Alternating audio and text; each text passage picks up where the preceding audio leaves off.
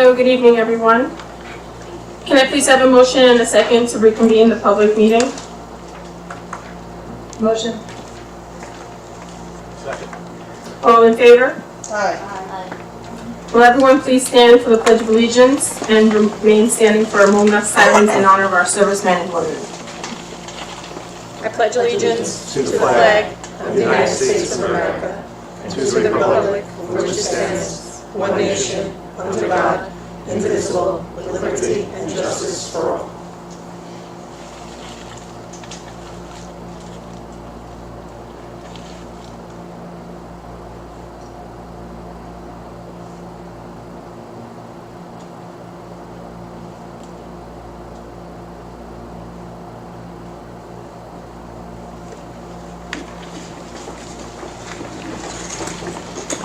Thank you.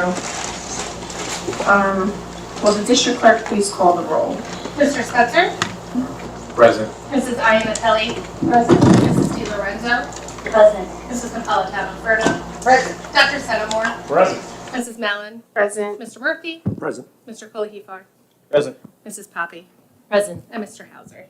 Present. Thank you. Can I please have a motion and a second to accept the minutes of the July 6, 2023 meeting? Motion. Second. All in favor? Aye. Aye. Motion carries. Can I please have a motion and a second to accept the minutes of the July 25, 2023 meeting?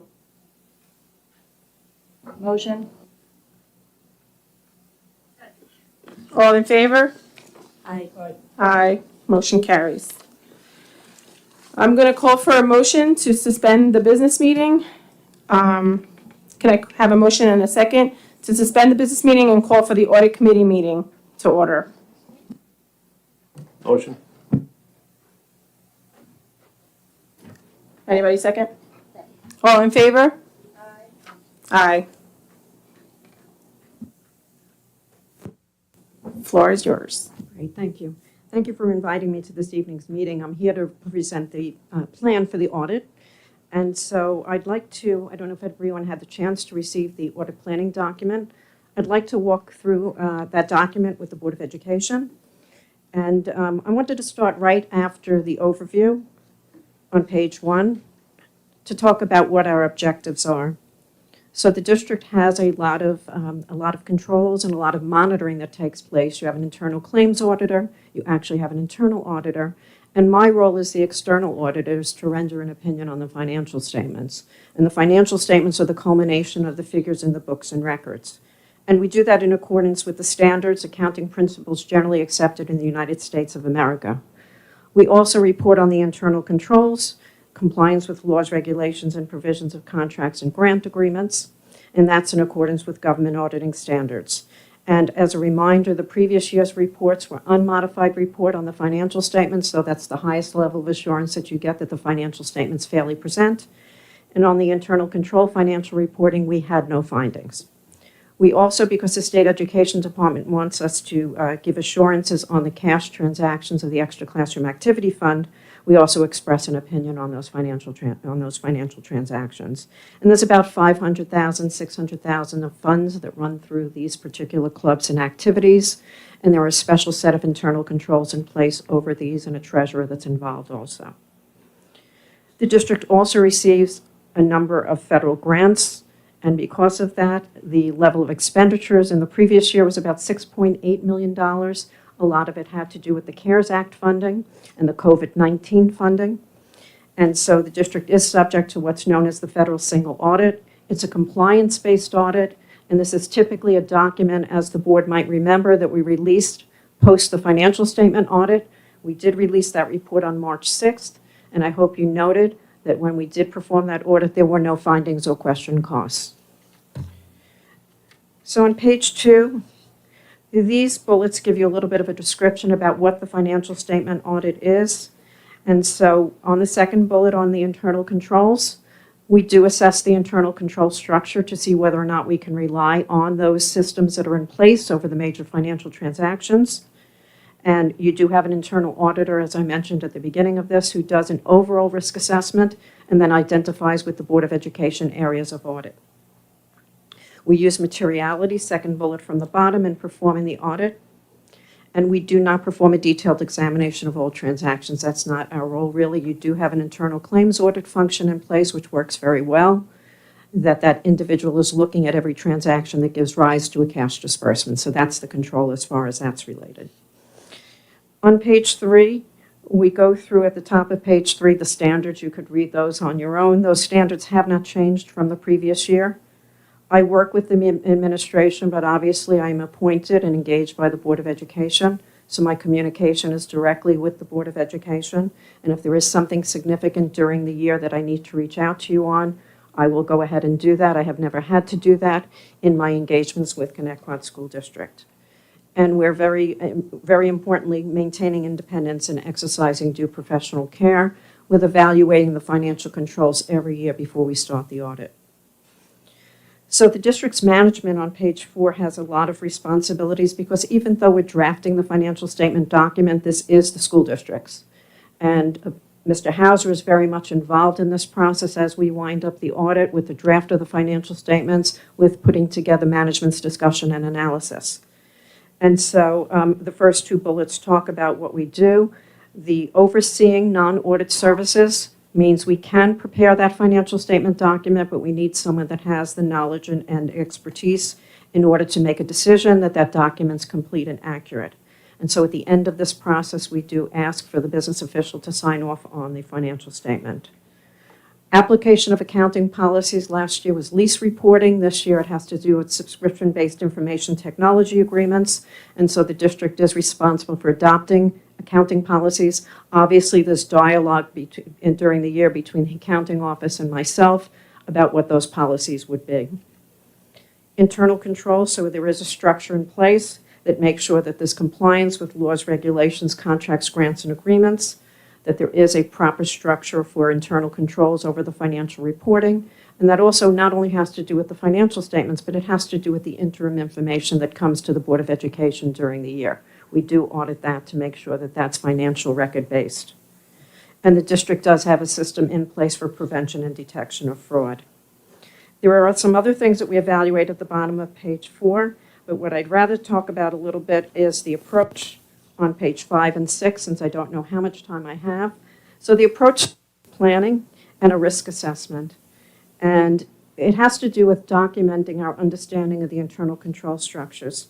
So off to the right, you'll see the major internal control structures. Payroll is number 1 because obviously payroll and benefits is the largest part of your budget. So we do a lot of work in this particular area. Purchasing and cash disbursements, cash receipts and collections, the extra classroom activities, the fundraising and the cash receipts and the disbursements. You have an information technology system because you do have accounting software that obviously produces those financial records that we audit. Bank reconciliations, and this goes all the way up through the treasurer's report, and journal entries and budget transfers. So those are the major accounting, the financial accounting cycles that we're looking at in evaluating the internal controls. We start with an interview of district personnel who are involved in all of those financial cycles, and then we document what they tell us as to how they proceed with a particular procedure. Then we make a determination as to whether or not there's segregation of duties or a mitigating control, and a mitigating control means after the fact someone's involved in reviewing someone else's work to pick up a possible error. We go ahead and we look at the internal auditor's reports. So far what we have available is the overall risk assessment, and then we see the food service operation. I see that there's some other areas that were on the list of the risk assessment that the internal auditor was going to evaluate. So I will be reaching out to the internal audit firm to see the status of those. We looked at the internal control claims auditor's reports, and they seem to be very good as to what's contained in the transactions. Any kind of communications from the federal government or the state, Office of the State Controller's Office, we ask the district what might be out there, so we need to evaluate it as it relates to the external audit. I've reviewed the minutes of the Board of Education. There are certain actions that the board has taken with respect to ratification of contracts, approval of contracts with respect to capital projects, and those are the things that I'm going to trace back into the financial records to see that those are in agreement with what the board authorized. We do some interviews of the internal auditor and the claims auditor. And then at the conclusion of this first phase, this audit planning and risk assessment phase, we're going to do some preliminary analytical review work, which we already did since we were here for the first phase, and look at those significant risks of material misstatement. The second phase, and that on the timetable, if you have the chance on page 7, that took place during the week of May 15th, okay? So we did that, and the purpose of that is to identify whether the control structure is good, and we can rely on the control structure, which we can, okay? And then to develop our audit program. So now we know how we're going to audit. And so when we come back the week of August 14th, next week, we do what's known as the substantive phase of the audit. So now this is where we're digging into the books and records to validate the numbers as of June 30th, 2023, and the transactions between July 1st and June 30th. And as you can see at the top of that box off to the left, we're looking at significant audit areas and non-routine transactions. So obviously last year, CARES Act funding was fairly significant. It's non-routine. It was the first time everyone had to deal with the reporting and the expenditures. So just to give you an example of what might be non-routine, okay? Audit areas, again, as far as drilling down on the numbers, payroll and related liabilities, revenue recognition and receivables. Are you providing services for which you bill for? It could be tuition, it could be use of facilities. What do those look like? Restricted reserve activities, so the Board of Education authorizes funding, and then the budget appropriates your reserves in order to support your program expenditures. So we'll look at those authorizations as they relate to the activity in the books and records. Federal and state grants and expenditures. This is somewhat involved because each of the grants is a little bit different as to what you can spend the money for and what the reporting looks like. So we evaluate that on a sample basis also to make sure that the district is in compliance and that the expenditures and revenues represent what has taken place. On capital project expenditures, so you had the bond issue, okay, and you did some permanent financing with the bond anticipation notes. Okay, so we'll look at that. We'll look at the long-term debt related to that, and we'll look at the capital expenditures in the capital project fund. We'll also look and see if there's any capital reserve activity, because you do have a capital reserve in place in addition, and some backup documentation, either the architect certification or whatever invoices might be available to audit. The district has a third-party capital asset inventory reporting company that they use, as all school districts do. And so there's information that's communicated as to acquisitions during the year and dispositions. And so we'll look at that third-party record and make sure that it makes sense as compared to the books and records. Long-term liabilities. So these are the liabilities that you see on the first part of the financial statement. Okay, it's the statement of net position. We remember there's two different bases of accounting. And so this part of the financial statement tells us every liability due from here to eternity. And so our responsibility as the auditor is to make sure that we have as much third-party evidence as we can. OPEB liabilities, you know you use a third-party actuary in order to use Capital Region BOCES, is who you used during the previous year, in order to determine what that ultimate liability is. We know it's a large number, it's just financial statement reporting, but it's something that we have to audit in order to make sure that the numbers are presented fairly. You have installment purchase debt for your energy performance contract. You have the bonds payable. You have leases in accordance with GASB 87 last year, the adoption of that accounting principle. So we'll look at all of those transactions to make sure that those are accurately stated. We also know that you are self-insured for workers' compensation. You get a report from the actuary that tells you what your ultimate liability is. That will be updated, and we'll evaluate that to make sure that that makes sense. And then also we know that we have two positions that we report on our financial statement. It has nothing to do with the way that we pay a teacher's retirement system contribution or our New York State employees and local retirement system contribution, but there is a overfunding, a available asset according to the actuaries that audit the two systems, and we know that based upon your payroll in proportion to the total payroll for who participates in those two systems, there's a number that's on your financial statement. There's an asset last year for both of the systems. We're required to audit that to make sure that that's fairly presented. So there's a lot of things that are going on in conjunction with trying to make sure that the numbers are accurate and fairly stated. When we conclude with that phase of the audit, then we'll start to draft the financial statements, and this is where I get Mr. Hauser's input into this. And then I come back, as in previous years, with a draft of the financial statements, and I present it to the Board of Education together with any other communications. There was a communication under what's known AUC 260. That was the letter with the adjusting journal entries attached to the back as a reminder that told you whether or not we had any difficulties encountered in performing the audit, which there were none, and whether or not there were any deviations from standards, which there were none either. We had a management letter last year with 2 comments, so we'll follow up with the school district on those 2 comments.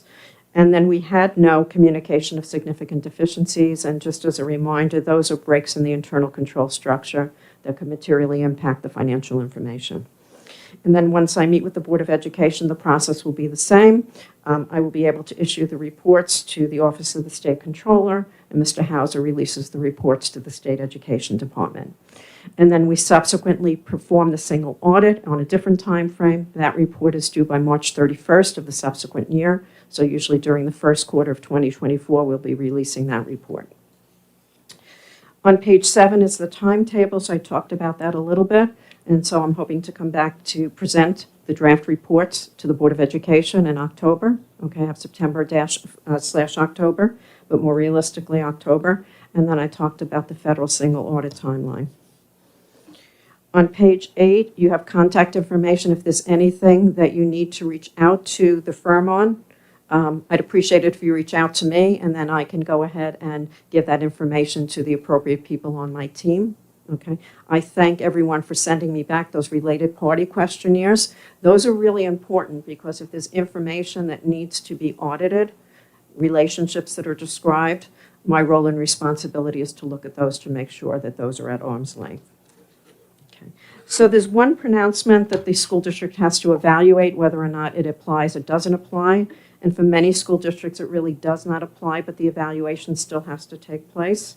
And it's on page 9, it's GASB 96, it's subscription-based information technology arrangements. And so this talks about if I have the right to use software for a period of time, then there's a value to that. And just like leases had to be disclosed last year because I had the right to use photocopiers or technology equipment, it's the same premise, okay? I need to figure out on a discounted value base, what is my actual asset that I have the right to use? And then what is my liability?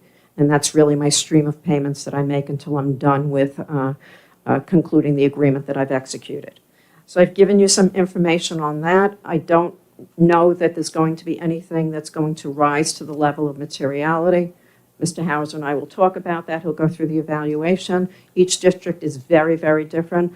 A lot of those agreements are with BOCES, and as we know, those are one-year agreements that you sign with BOCES. And so anything like that is concluding in a year, and the pronouncement says that anything that does not exceed 12 months does not have to be evaluated. So that's why this is a relatively inconsequential pronouncement. Were there any questions? Does anybody have any questions for Ms. Sanders? Thank you. Thank you very much for the time. Have a good evening.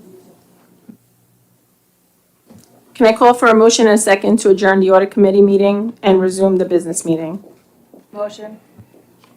Second. All in favor? Aye. Aye. Can I call for a motion and a second to approve the second reading and adoption of policy 5300, Code of Conduct? Motion. Second? All right. All in favor? Any questions? Or I guess it's too late for questions. Call for a motion and a second to approve the first reading of policy 5100, attendance. Motion. Second. Any questions? I have a question. Okay, New York City changed, I had written this, hold on a second. How many the changes mean that there will be 178 instructional days for students on the calendar, down from the original 182. Though state law requires that school districts remain in session for at least 180 days or risk losing state funding. How many days for ConnectQuad? Is it required that the student attend at least 90% of seat time? How does the attendance appeal process work?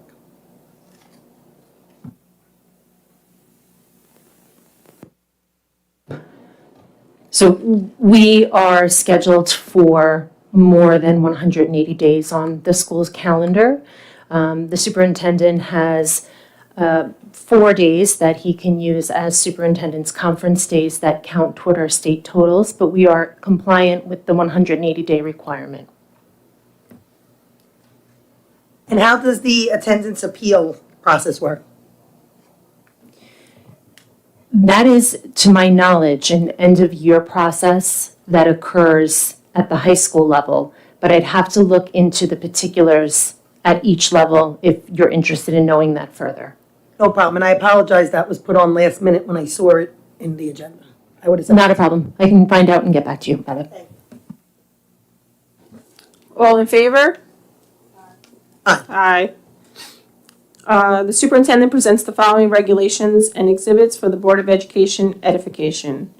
5100R, attendance regulation.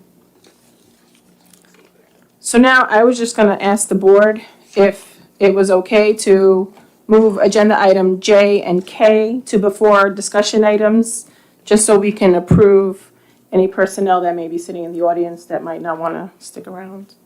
Fine. Okay, so can I have a motion to move agenda items J, recommended action, financial matters, and agenda items K, recommended action, personnel matters, ahead of discussion items? Wait, Jay, hold on. J and K. Are they both personnel? Because I'm looking. One's financial No, I matters. think the financial, I made a question. Hold on. That's fine. No, okay. No, we're good, that's fine. So can I get a motion and a second? Motion. Second.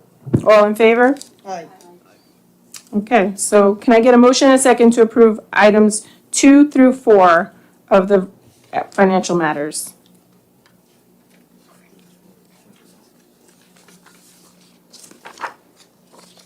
Motion. Second.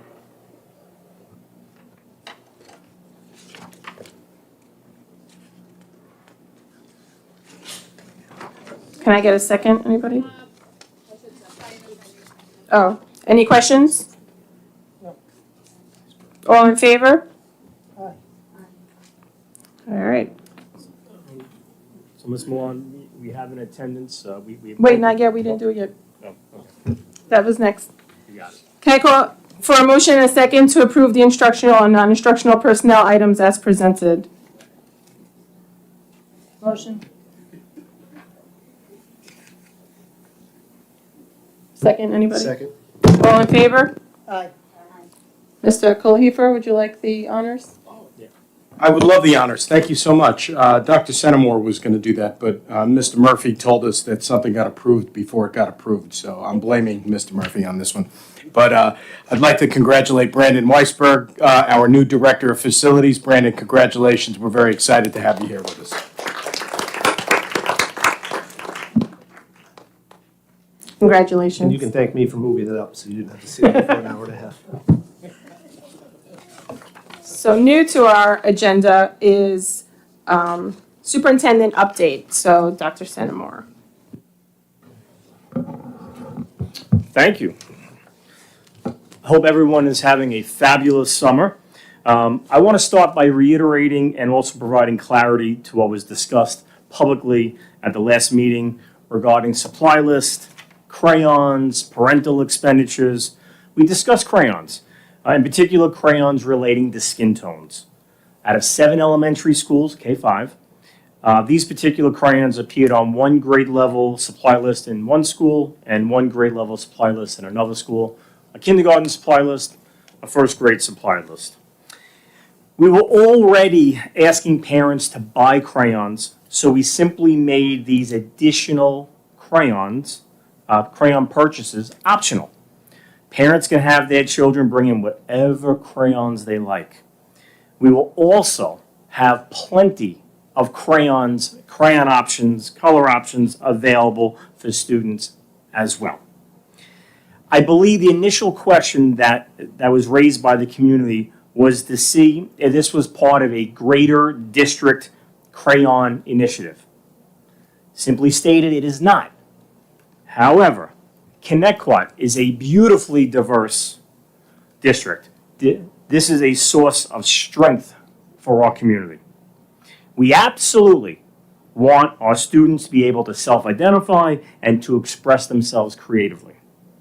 In terms of teaching students to embrace and celebrate all people, it goes far beyond crayons. It's based on a foundation of kindness, respect, and understanding. So I hope that provides clarity to the points that I made last week. And other updates. It's been a very busy summer in our district. We've had a lot of students participating in our summer instructional programs and enrichment programs at Basti, at John Pearl, at Sycamore, at the high school. I had the opportunity to visit these programs and seen firsthand the hard work of our students and our staff. Our athletic programs have also been putting in the off-season work as our students and coaches have spent hours in the pool, gymnasiums, and on our athletic fields through their workouts and their camps. There is tremendous spirit throughout the district. The high school marching band had their band camp last week, culminating with a very, very impressive performance for family and community. I believe their numbers are over 120 strong. And when you hear those instruments play, you know that we're now charging forward towards the opening of school, which is very, very exciting. The academic, the arts, the athletic work being performed this summer by our students and staff is just a reminder to our community how Connecticut is truly a AAA rated school district. Very impressive, high energy, absolutely wonderful. I know a topic of high interest to our community is the situation regarding our mascot. All right, so I'm just going to give a real quick update on that.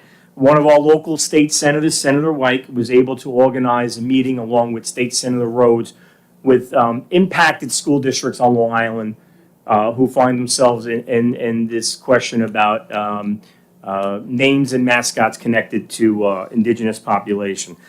The senator Senator White is trying to get an audience with the state and the impacted school districts so we can have an open dialogue with the state. Because right now, that's really what we're trying to establish, is an open dialogue between the impacted school districts, which Connecticut is one, and the state on this matter. We will absolutely continue to provide updates on this as they become available. Senator White is trying to get some representation from the state to meet with the school districts as soon as possible. So that's where we are. I know it's an important topic to all of us. I wanted to give you an update on that. We're getting close to the start of school. Very exciting. Our IT department has been working diligently on classroom connectivity. The facilities department, hard at work, both in terms of preparing all of our classrooms and all the areas in the schools, on the grounds for the opening of school. The summertime is so busy for all of them, the custodial, the maintenance, the grounds, you name it. They're doing yeoman's work. And as you know, we have some very impressive schools, grounds, and facilities in this district.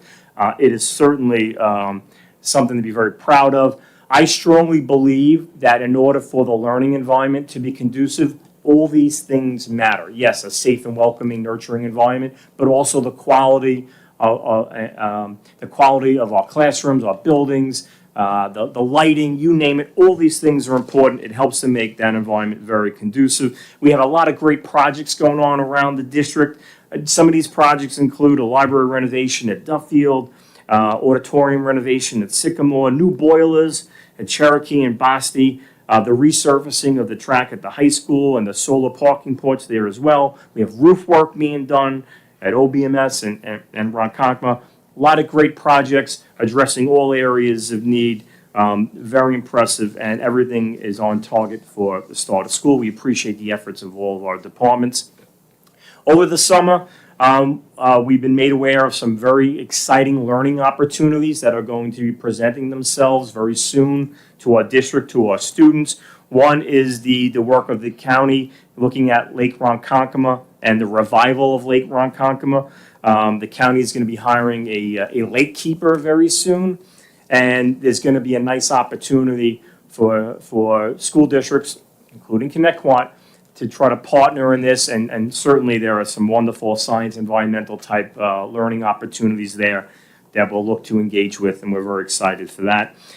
We recently, myself, Ms. Poppy, our science director as well, we attended a STEM, science, technology, engineering, mathematics meeting over at MacArthur Airport, right around the corner from us. There is a Cradle of Aviation over in Nassau County, Garden City, but that's kind of far for the districts, more towards the middle and eastern end of Long Island. So the Cradle of Aviation, the town of Huntington, MacArthur Airport, is looking to create kind of a STEM hub right in the neighborhood, right in our own backyard for schools, school districts to take advantage. This opportunity could begin as early as October. We are very, very excited to explore that opportunity. So hopefully you hear the enthusiasm in my voice. I'm not wishing I promise students in the audience, I'm not wishing the final days of summer away, but boy, I'm chomping at the bit. It's going to be a great school year with a lot of positivity, a lot of things to celebrate, and a lot of energy. Thank you. Thank you, Dr. Centimore. Board of Education topics, defibrillator. Jackie, I believe that's you.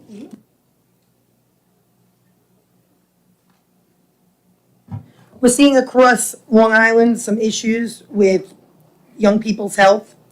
And we want to make sure, or I want to make sure that kids are safe when they are in sports and what they're doing. I wanted to know if someone could please provide the process of who is certified and trained with the defibrillator. Are all coaches certified and trained? Is there a portable defibrillator at every sporting event to include non-contact sports, even including non-contact sports? If not, I would like to advocate tonight for that.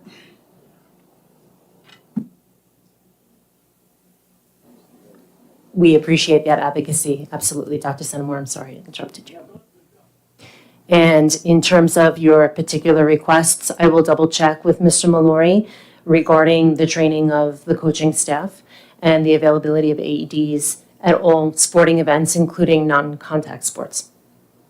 Please do so. And like I said, these are just questions I know that I didn't send, so my apologies. It's more so for the future conversations and to get the ball rolling to make sure that our kids are safe on the fields. You know, it happened in another district. We saw a young person last year. We saw that horrific, God forbid, tragedy that happened in football over in Sachem. Things happen. Things happen, and they happen like this. Let's make sure that we're prepared. God forbid. It's a critical topic. Safety, preparation, essential. This district is at the forefront of these areas when you combine safety and security. I know that myself and our Director of Safety and Security, Don Flynn, have started the conversation. We're going to be meeting again, about AEDs, defibrillators, about different types of training. I know this district has done a lot of training with staff and recently, but obviously you have that evolution, that turnover of staff. It's not something that you look at every 5 to 10 years. It's something that is a reoccurring theme, health, safety, security, preparation. And we're going to have these, Ms. Poppy will get some information about, I'm pretty sure we have AEDs all over the place, but you can be more specific. And Mr. Flynn and myself will be having ongoing conversations. Safety, security, health, wellness, mental health, all these areas, absolutely a critical, ongoing focus for the district. Thank you. And to that point, I know that Mr. Flynn and his team did an amazing job. We actually went, me and Marisol, to the high school when we saw, and the middle schools, when we saw them doing first aid training and CPR training. They did an exceptional job. Yeah, thank you, Jackie, for bringing that up. I was going to say, fully support advocating for this. I honestly thought all the coaches were first aid or CPR certified, but it would be great to know that there are defibrillators out there. A lot of people I know are CPR trained. I think they all are, but because I think that's state mandated. But the issue that I have is that I know that defibrillators and AEDs, they're expensive. But we spend a lot of money on other things, and I'd like to make sure that if there's grants out there, or at least advocate for grant money, because with things that are happening now, we're seeing with young people, I just think it would be benefit. You could be an extremely healthy child, not know that you have an underlying condition, knowing your family might have a condition, and you can still have that moment where you're hit too hard or something and your heart stops. What are we going to do? I know that going back, I want to say 2 years ago, myself and at the time Mylin were at a I want to say it was the homecoming or pep rally. It was one of them. And a student had an issue in the stands. And I remember seeing the teachers, gym teachers, run. They did an exceptional job. We got an ambulance in there. Everybody did the right thing. But I want to make sure when that happens, it's go time. We got to make sure everyone and everything is in place, God forbid. Yes, thank you. VAP program. Okay, that is a virtual advanced placement program. I had spoken to a few friends that are on school boards across Long Island, and one of them mentioned it, and it actually came from Dr. Sentamore's old school. So I figured, why not bring it up for this? It sounds excellent. It was more of online. It looked like online support for students at South Huntington, but I saw some drawbacks, and I saw some wonderful things about it, and some things, if we did something like that, I'd love to tweak. But I wanted to know from him in the future if we could look into that and what your thoughts are. Sure. So one of the things that I need to do in my capacity is to learn and also assess collectively, what we're doing, instructionally. Obviously, as a school district, that's our bread and butter. That's our focal point.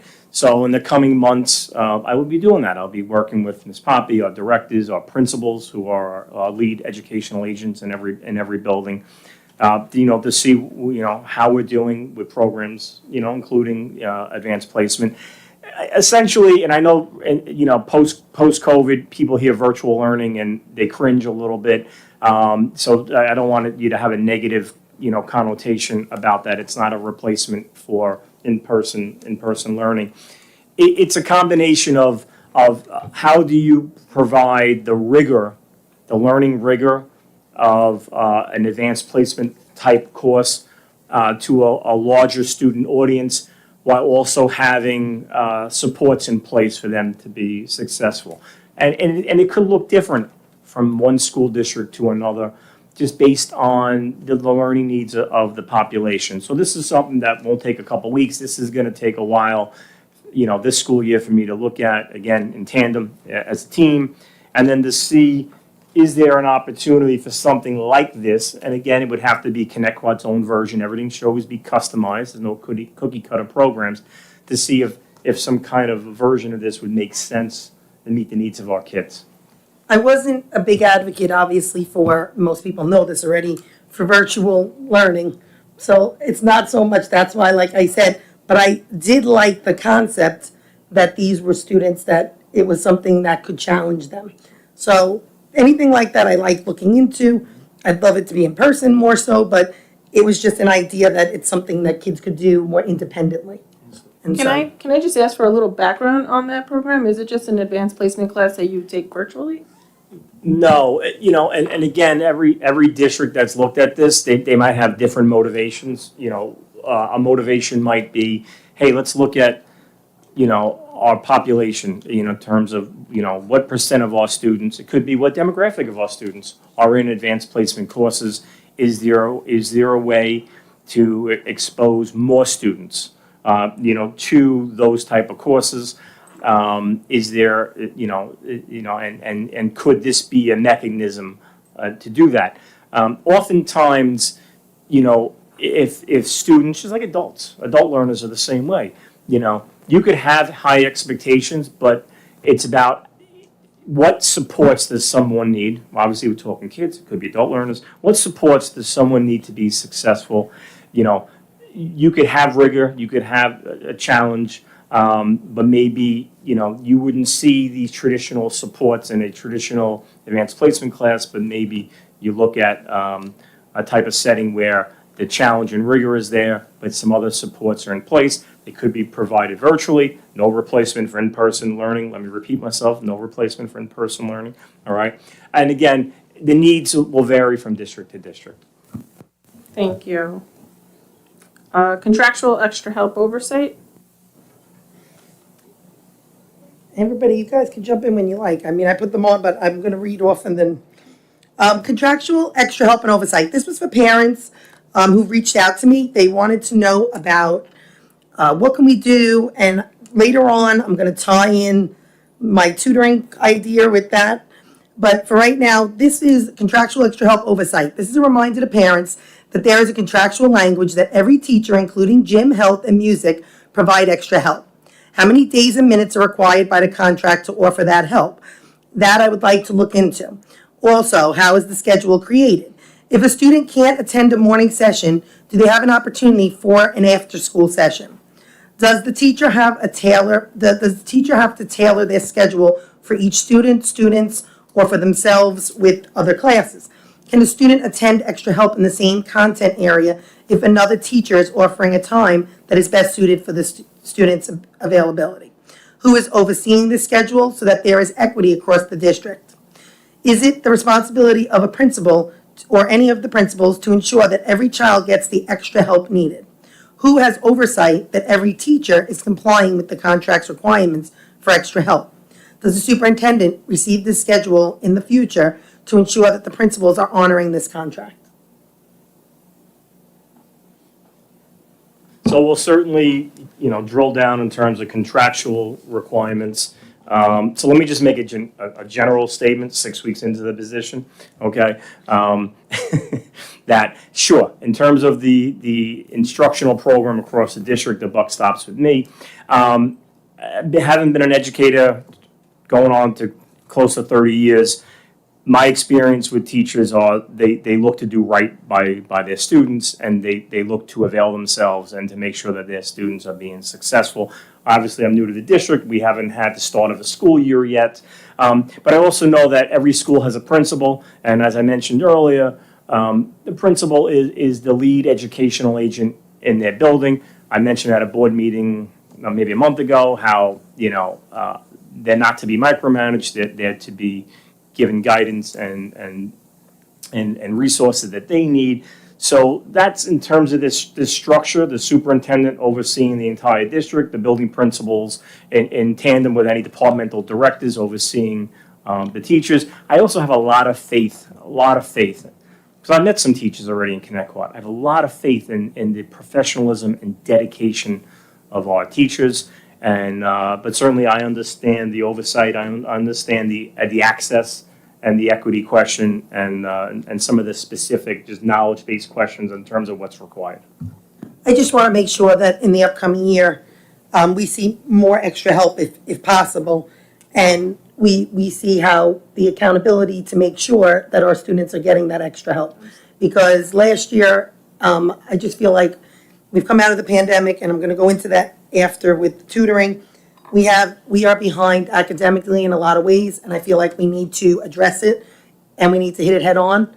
We can't keep, trying to put Band-Aids on it or we have to really this year, if we can buckle down and see where we shouldn't be having so many students need to pay for tutoring. If we can address where the gaps are, and we can address where the issues are, maybe we can address it as a group, address it in each building or whatever, however you guys come up with, in a way that students may still need tutoring, that, if they're really struggling, but we shouldn't have students who normally do not struggle now needing tutoring as well. With the academic loss we lost from the pandemic, we're still seeing it. I don't disagree with you, Jackie. And just so that you're aware, this conversation about tutoring was on the agenda during the last 2 curriculum committee meetings from the 22-23 school year. And in June, we started to explore some of the concerns of the community around tutoring and around the prevalence of tutoring requests that are not functions of situations wherein students are receiving home tutoring for a number of other reasons. These are pure academic support requests, and so that conversation was enlightening. We agreed to put a pin in the conversation for the summer and reopen the conversation in this coming school year to explore things more thoroughly. There were a couple of revelations around the table in terms of some of the roadblocks that exist to our internal tutoring structures, the peer-to-peer tutoring that we have available in our schools. And so we started to explore those as a committee as well. So the conversation is ongoing. I know the Board of Education has expressed concerns publicly about the prevalence of these tutoring requests, and we're going to use that curriculum committee to sort of treat them and work at them and work on them with a lot of different sources of input. Wonderful, thank you. Performance Standards Consortium.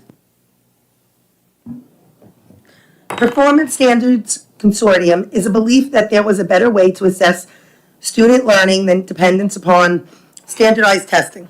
Instead of basing a student's future on a 1-day or 2 or 3-day test, an assessment system should reflect a fuller picture of what students know and can do.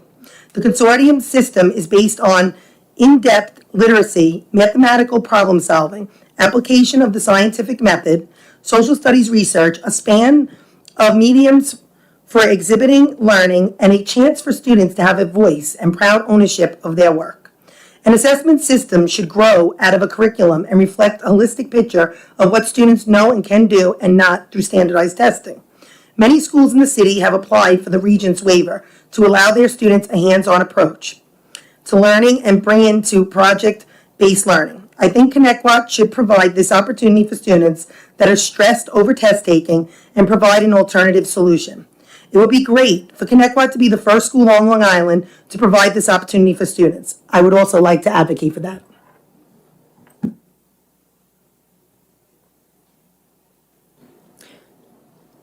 I did a little bit of research into this Performance Standards Consortium, and it's a much deeper and larger conversation. There's an application process. You are absolutely accurate. From what I can see, there are no Long Island districts represented. There are only specific city, DOE districts or DOE schools that are represented as members of this consortium. And the consortium has been provided some sanctioning by the State Education Department through 2027. So there is some sites in terms of the long view of this work for this particular group of schools. I can continue to do research and dive a little bit deeper by making contacts, but it would represent, this would be a major overhaul of our systemic approach to education. I understand. I looked into it. I've had some time over the summer, so I've been doing some research. And I find that, like, that's why I was telling you, is I've been writing things, typing things, and keeping it. And unfortunately, that's why it's all coming out tonight. But I want to make sure that we're doing these things, because the only way to excel at Connecticut and move forward in maybe a different direction into the future of learning is to try some of these other opportunities and explore them. If we explore them and there's something that's worth it, great. If it's not, and it's not for us, that's fine too. But I would love for you to look into it more and explore what kind of options do we have. So let me just chime in a little bit. Obviously, Regents exams is a big focus across the state, and it's something that the state itself is looking at very closely over the coming years. Sometimes it's not about revamping something, revolutionizing something 100%. Sometimes it's about looking at a multifaceted approach. I think there's certainly a value and a place to some of these tests, to getting baselines and measurements and culminating exams. But sometimes there are avenues that can be incorporated along the authentic assessment lines, things like, and again, it depends on the subject level, it depends on the grade level, there's a lot of considerations, things like portfolios, things like problem or project-based learning. So sometimes it's not a this or that.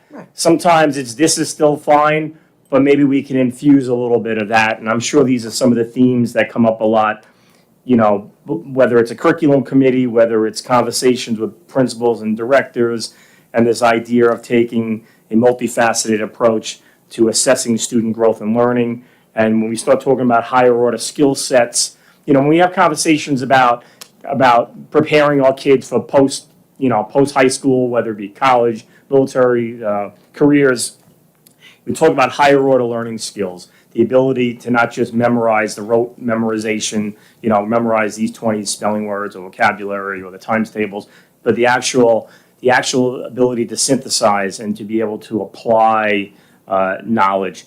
And sometimes, to get to those higher order skill sets and really make that impact in terms of lifelong learning and setting our kids up for lifelong success, it's a multifaceted approach and conversation, right?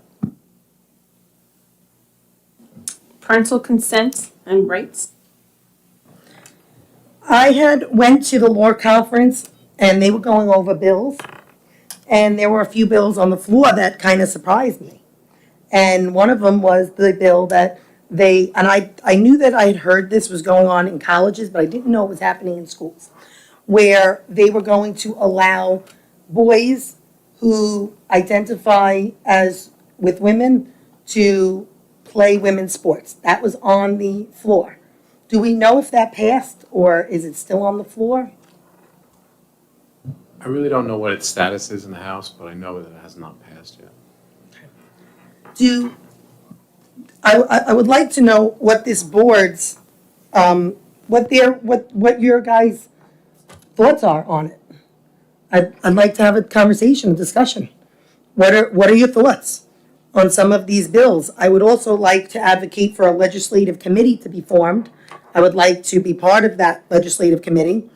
That would be students, teachers, community members. I think it would be good because some of these bills that are coming down could affect us.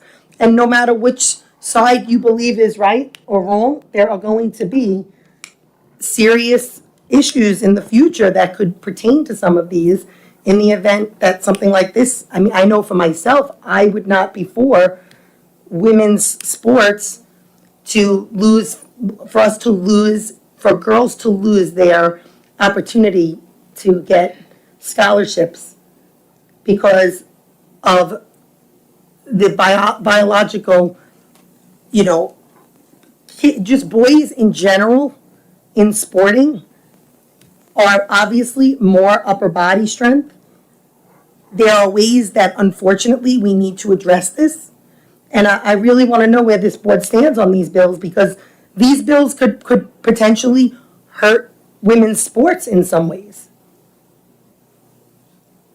I would actually have to look at the bill. I don't have any knowledge of the bill before I can make a comment on it. I agree, and as Doug said, it hasn't even passed.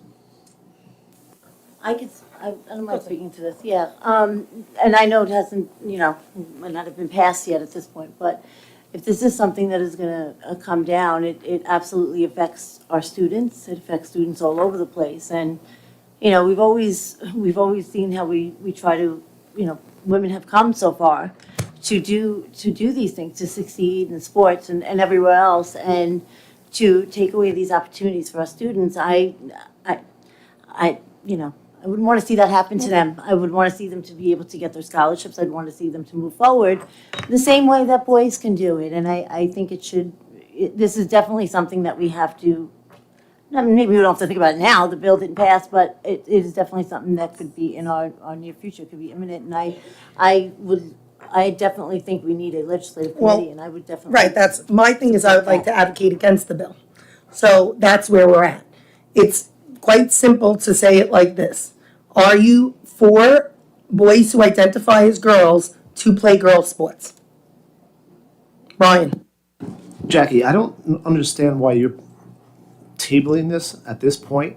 I'm asking you I know how I feel, and it doesn't have to be public discussion right now. This is not school board information right now. This was brought up at the law conference. I understand that. This was brought up at the Jackie, law conference. the answer is, no, I'm not for it. But the answer is, I don't have a decision right now.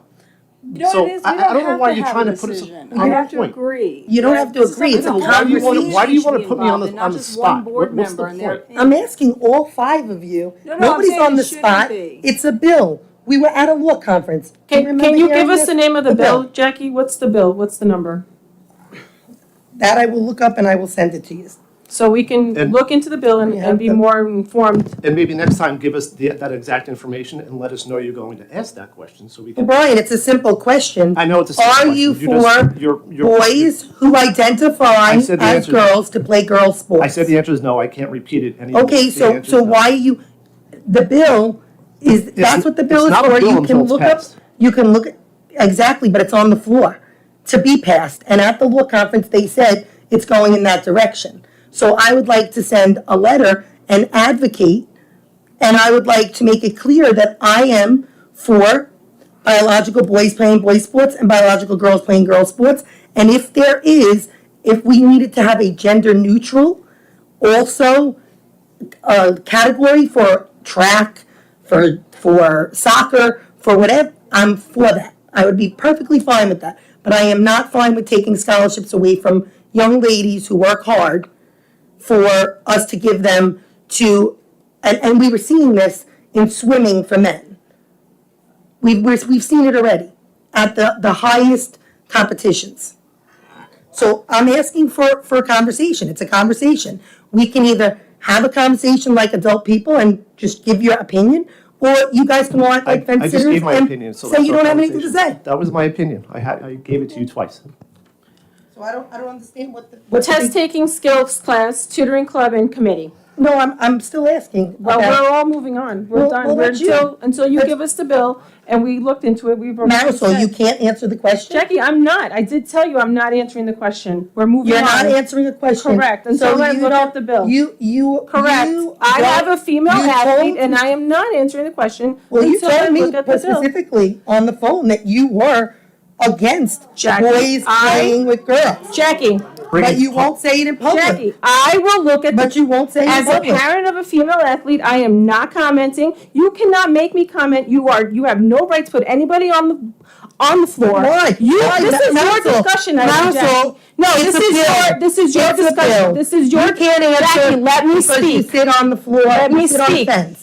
Instead This of is sitting on the your fence, discussion item. Why don't you This is answer not and for you to transparent? call on people to It's a discuss bill. anything. It's a No, bill. give us the name of the bill and we will look into it. All I right, so- already said it. Jesse, add it for next discussion piece, because I'd like to hear transparency given to the community. I don't understand why you can't give transparency. Because it is not Jackie your had no place. How problem. about Jackie, it you is not can't your force us to place, speak. Jackie? You It can't is not force your us. place. It's not This my is a place to discussion ask item. a bill item. No, That's I don't have this to is answer your what Jackie discussion asked. item. I'm okay with you, Marisol, I'm with you. There's no reason for us to comment. No, at this time. is We're not her gonna do discussion that. item. This is not our discussion item. Well, actually, it's Let coming. me just make this comment right now, because the meeting is completely out of order. So at this point, I think we need to clarify what it is that we're doing as a board and move forward from that point.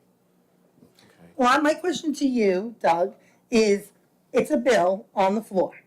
Right. Is it able to be a conversation piece? If it's a conversation piece where me and the superintendent were at the law conference and they were asking for our opinions there. Right, you're putting. And they said to you're- go back and speak to your board. Now I'm you're speaking to my put- board in public. You're putting issues before the board for discussion.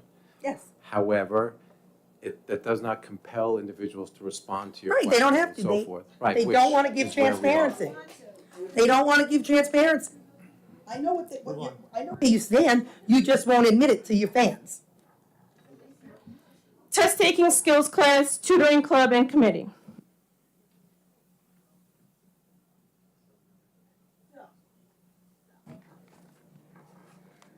November 8th of 2021, there is an on-board article that's excellent. Professor urges small group tutoring. In this article I researched, it is individual tutoring or small group tutoring with no more than 3 students per tutor is the best ways for schools to help those who fell behind academically during and after the pandemic. Tutoring turns out to be a very effective way of accelerating learning. One of the reasons it's so effective is that it can target the specific needs of each student. High-impact tutoring is most effective when embedded in schools, either during the school day or immediately before or after the school day. Embedding tutoring into the school program creates a significantly higher likelihood of student attendance, reaches the students who need it most, and do not require missing extracurricular activities such as clubs, sports, and work. I would also like to advocate for us to look into this, as I did at one of the prior meetings, because again, I think that we need to vigorously address that we need more tutoring for students.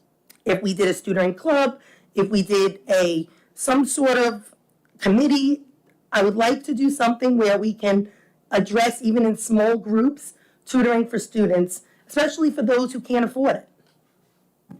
We will absolutely bring that to the curriculum committee as a point of discussion with that added factor or nuance of what can we do during the school day. That was part of the discussion that we wrapped last school year with. It was, identifying roadblocks for our students to engage in peer tutoring, especially during the school day. So that conversation will continue, for sure. Thank you very much. Child Internet Safety, FBI. I'm very fortunate to have a pulse on the three community, different civic organizations, between the Greater Ronkonkoma, the Oakdale, and the Bohemia. They're doing a great job. And I was contacted by a friend of mine from the Oakdale one, who brought some attention to an FBI piece that, of course, I absolutely love and think that students and could benefit from. It's Internet Child Safety Student Presentations. It's an actual organization that will come in and do this presentation. So I wanted to advocate for that. I have the information, I can send it to you. The slideshow is the rise of fentanyl cases and consequences. And it really does speak about the deadly consequences and about what we need to do with social media causing more deaths when it comes to drugs. The FBI dug deep into this, and I really think it would be an excellent opportunity for us to use these, especially being something for free, to utilize to address this. We do have a real problem. I know of a few police officers who just recently in Nassau County had to be taken to the hospital because they were dealing with people and fentanyl was an issue. And it really does affect people fast. It's not something that we can mess around with, and I really think that we need to address this as soon and as fast as we can. And I would love if you could contact them and see what we can do about bringing this in. Absolutely, no problem. UPK CAPS. Yeah, I have a couple of questions. So I was going to start with one, if you could please explain the difference between the UPK SCOPE program and the UPK program that we actually pay for. So I think that you're asking about the difference between our in-district grant-funded UPK program and the CAPS program. So essentially, we're moving into our second year of the provision of grant funding by the federal government in order to host full-day UPK. Full day for a UPK program is a 5-hour program in Connecticut that occurs inside the school day. So it occurs after our students' arrival times and before their dismissal times in the K-5 realm. But this program is housed inside of our school buildings. Is this the one that SCOPE runs for us? Correct.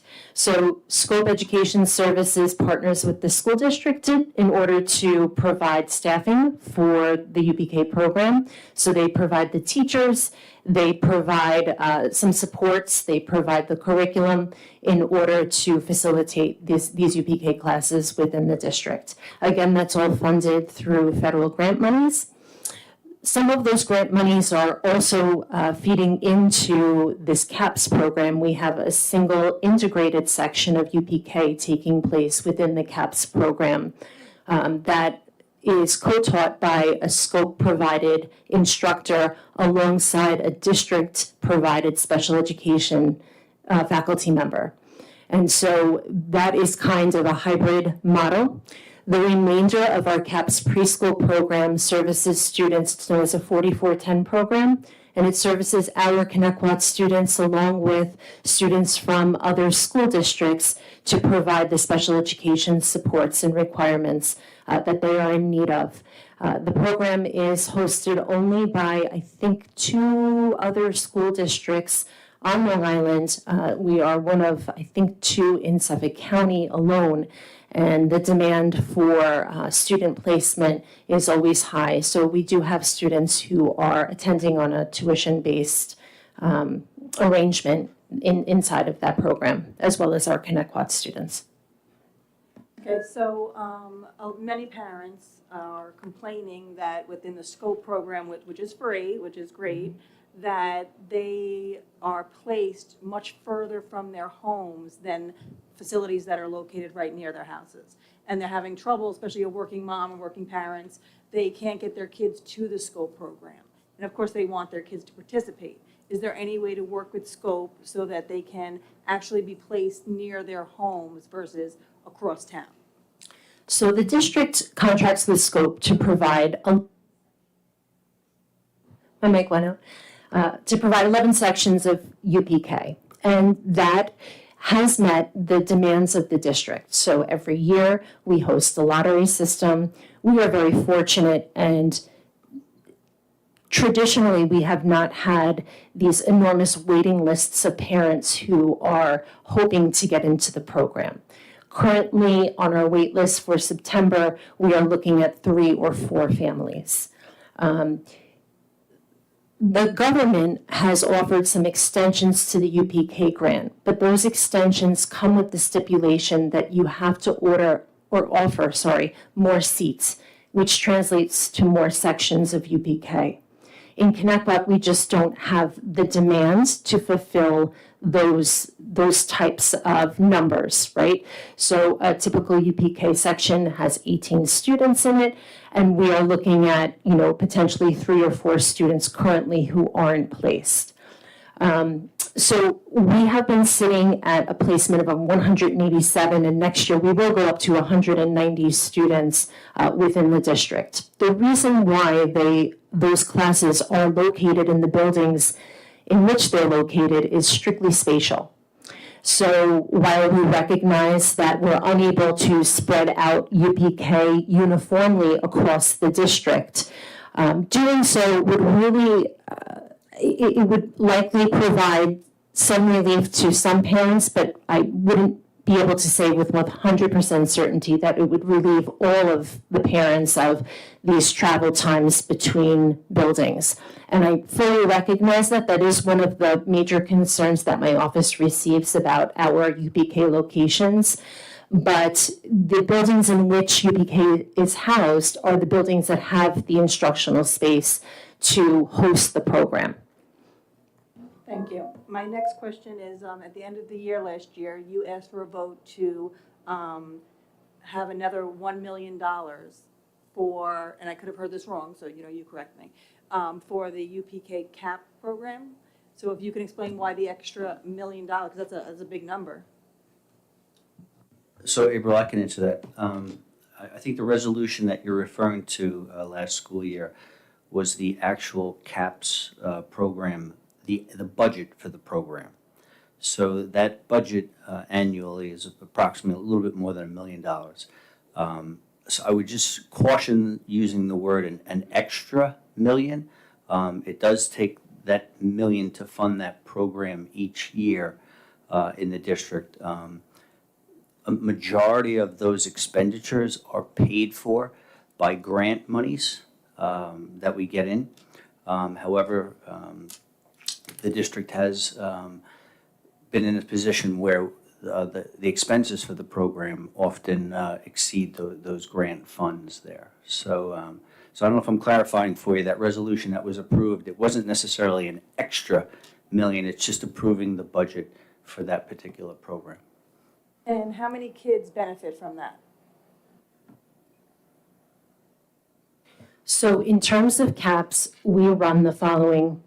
We have a full-day self-contained class for our preschool students, a full-day ICT class, which I described before, and 2 half-day classes, which are 2.5 hours each, that are wrapped into this program.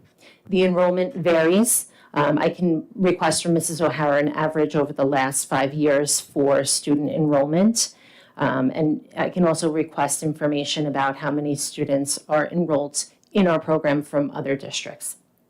And I was going to ask about the other districts. Are they paying, the other districts paying us for this program?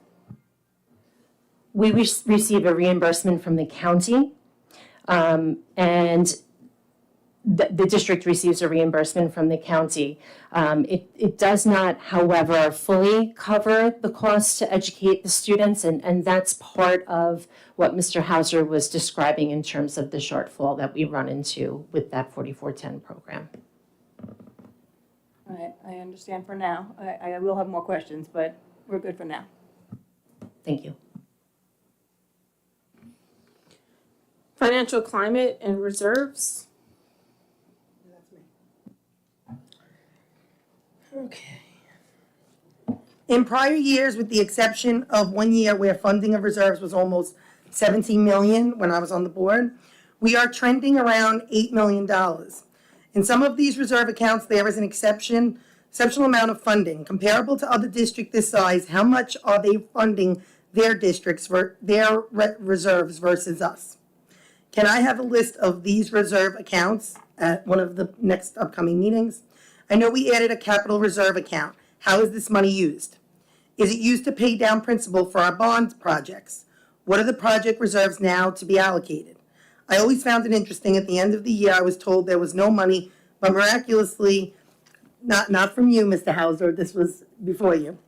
I was told that certain items we couldn't pay for, and then all of a sudden the superintendent wanted, we now had the money for. Did we over budget? How much in total are we paying for retro payments for staff as well? In the upcoming meeting, or can we address that? Sure, I can get you that information. And just so you know, the reserve accounts, this information in my hand here is also on the district website, but I will get you the specific information you look for with the reserves. Thank you. Donations. I actually want to, my comment is about donations, but it's actually also involving crayons. So I'm actually going to jump a little bit ahead. And, what I wanted to just say is this topic of the multicultural crayons came up at the last meeting. And I looked into it a little bit. What I do, I always look into everything. And they've been around for a long time. They really have. They were, I think it's like the 90s or something. It's been a long time that they've been around. And I really don't believe that their original intention was for any political or social justice purpose at that time. That was then, and this is now, and we are living in very political times, and we're seeing, which I've proven time and again through professional development and everything, how teachers, their professional development has changed. That too, many years ago, I think it was started with NICED, the Teacher Center, where professional development was centered more around helping teachers learn how to go from textbooks to technology. Education changed, but now it's a little different. It's become more political professional development, and many times teachers and educators, not all of them are going to take it like this, but they're kind of being trained to view their classes through a socio-political lens rather than an academic lens.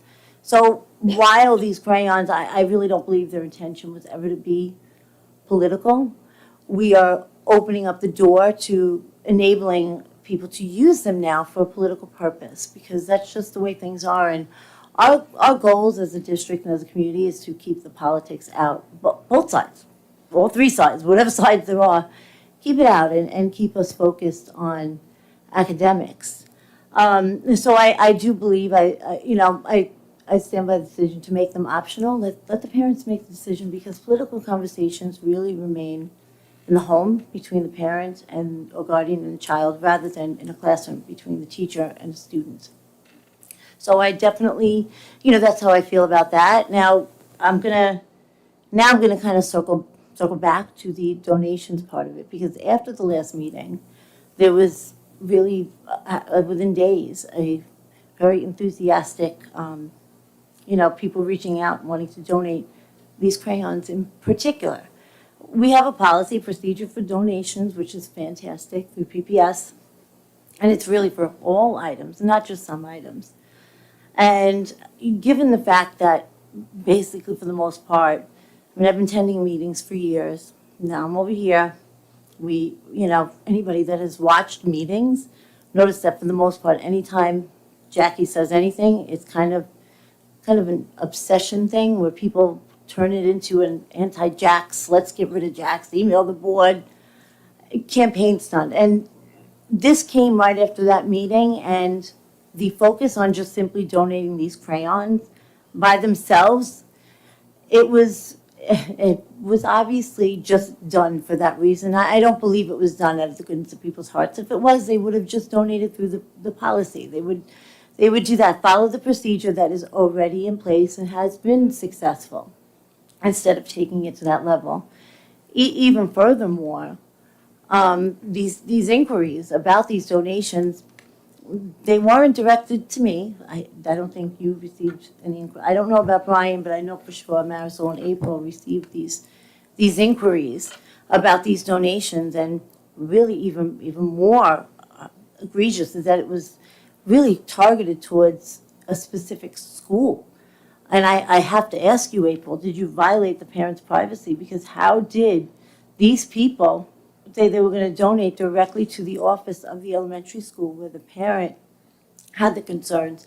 And the reason I'm asking is because it kind of sends a message that a parent has a concern about something, and you don't have to agree with the parent. If he or she does not want to have their child use this item in the classroom, you don't have to agree with them. However, as a trustee, we have to honor the fact that the parent does have concerns, and kind of saying, if we had donate directly to the office of that particular elementary school, I'm saying, well, that's just tough. Your kid's going to use them anyway. So I really have to ask, how did these people know which elementary school it was? I don't think they went hunting on all these different They lists. can go on the ConnectWell website and look, and I didn't ask the parent how they knew. And not every parent probably does know. I think after they saw last month's board meeting, people just jumped on the wagon of helping. And I know you make it something else, but I really think people just wanted to help and donate. And because Dr. Centimore said that we didn't want to incur the cost and make parents have to buy, so people took it as, all right, we'll help, we'll buy.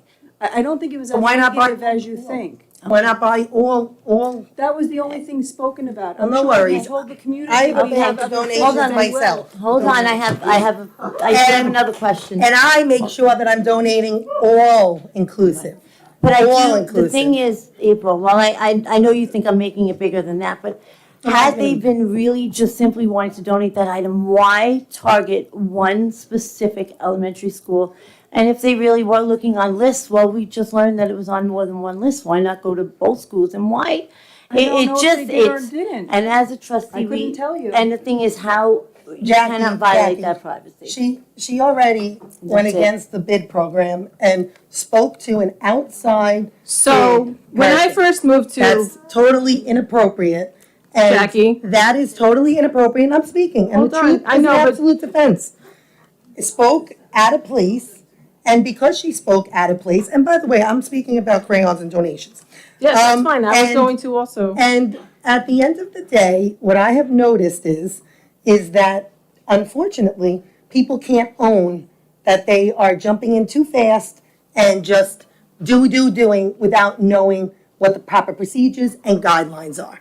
Hence why I gave Jesse a packet for you guys so that you have it and you understand what open meetings law is, and you're not speaking to people in the public that we're not supposed to be speaking to about things that could get us sued. That's the kind of things.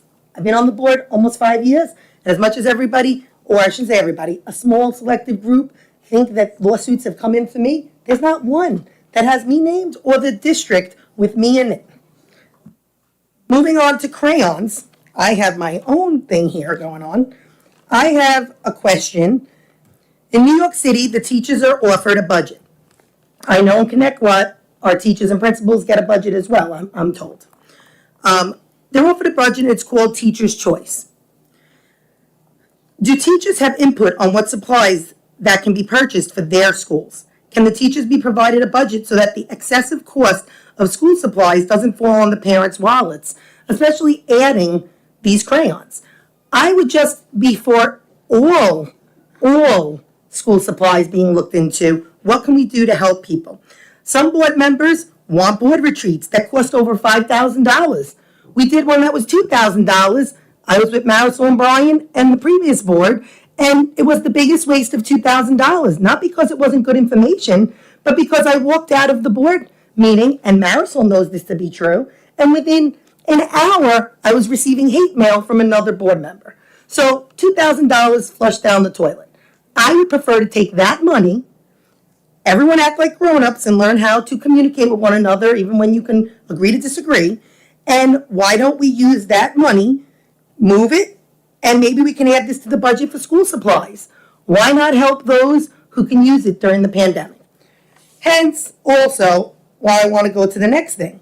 So one of the parents that reached out also sent a beautiful email that I'm going to read part of, as they said we could.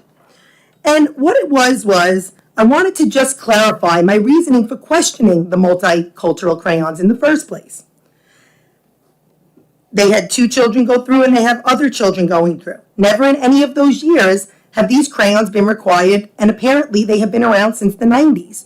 So my main question was, why are all of a sudden these needed, and why only in one school? This is before we knew there was 2 schools, but 1 school, 1 class. Now it's 2 schools, 2 classes. That's it though, not the entire school, just the one list in one school, 1 list in the other.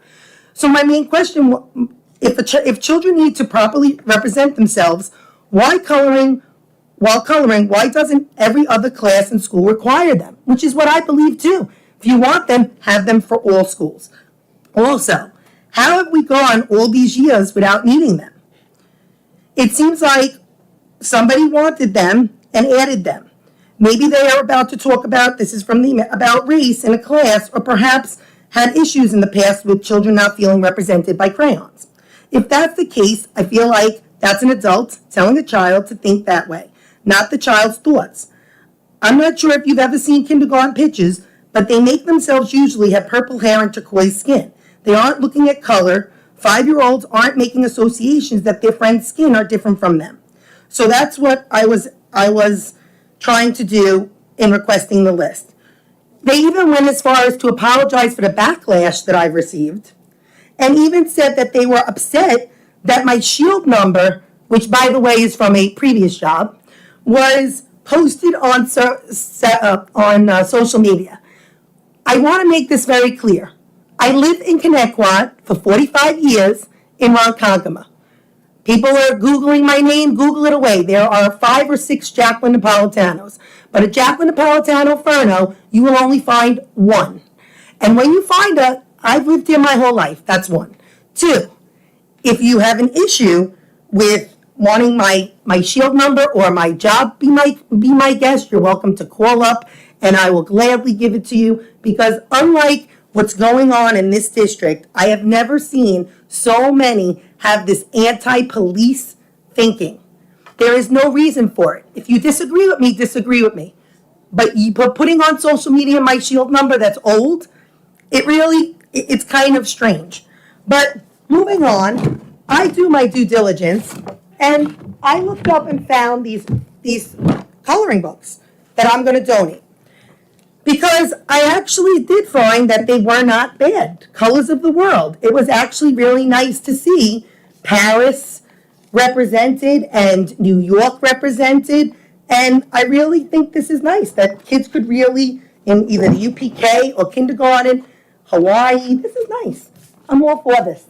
What I'm not for are the conversations that could go along with it in bringing race into our classrooms in a derogatory manner.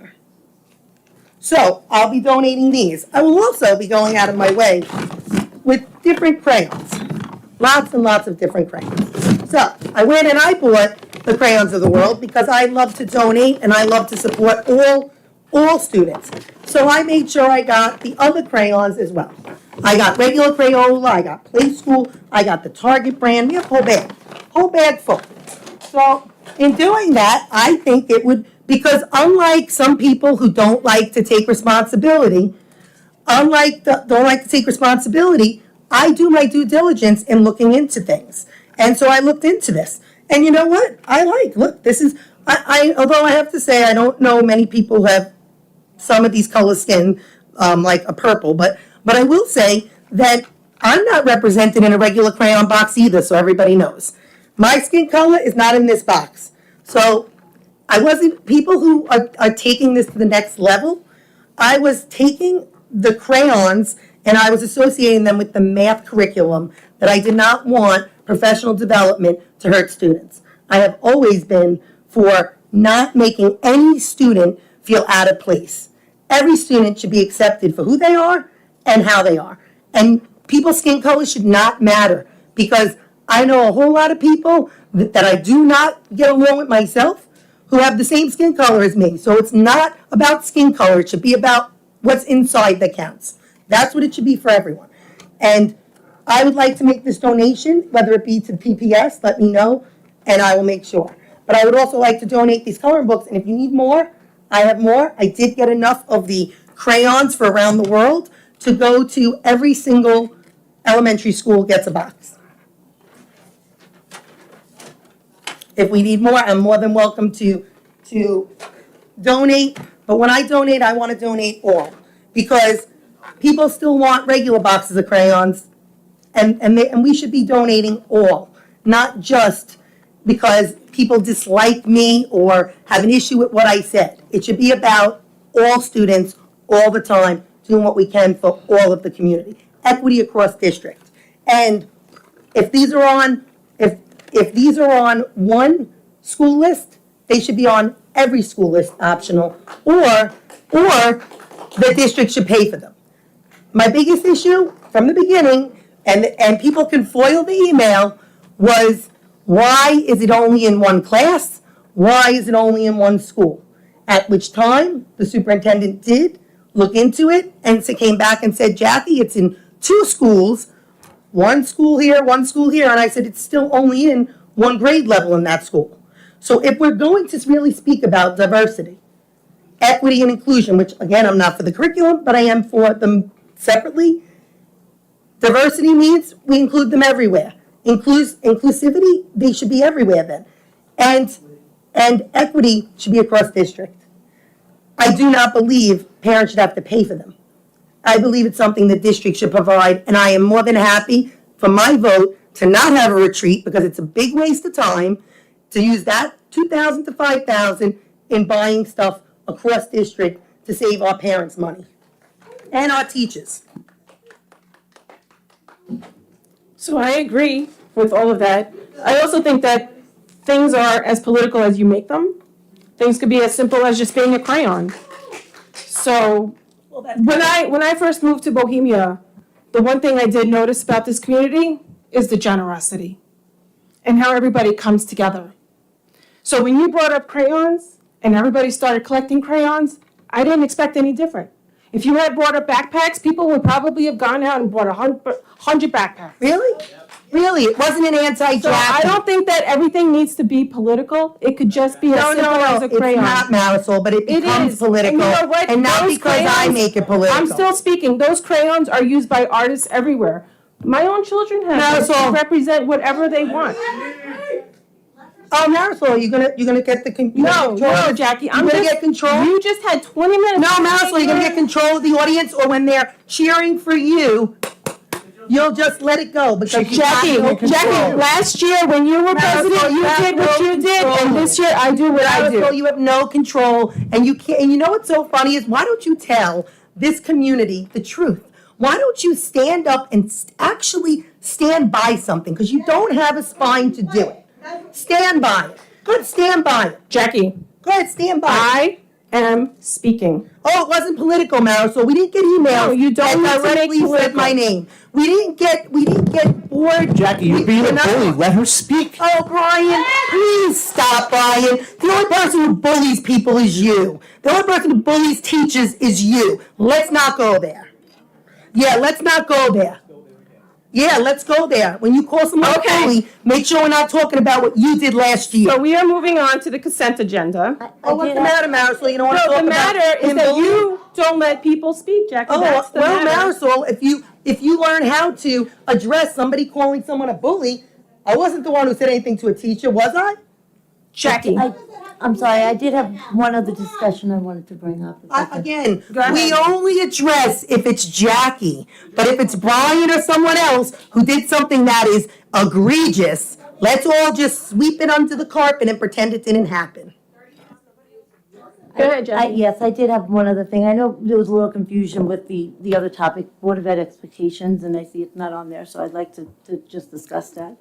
And what I wanted to say is, you know, I spent many years, of course, on that side advocating. Pre-COVID, I started with armed guards, went into after that. And it's no news to anybody that there were issues between myself and a trustee that was sitting up here. And what wound up happening is this particular trustee, she had, during my advocacy for parental choice with masks and vaccines, she had suggested calling CPS on me, threatening my motherhood. She went to my job, threatening my livelihood.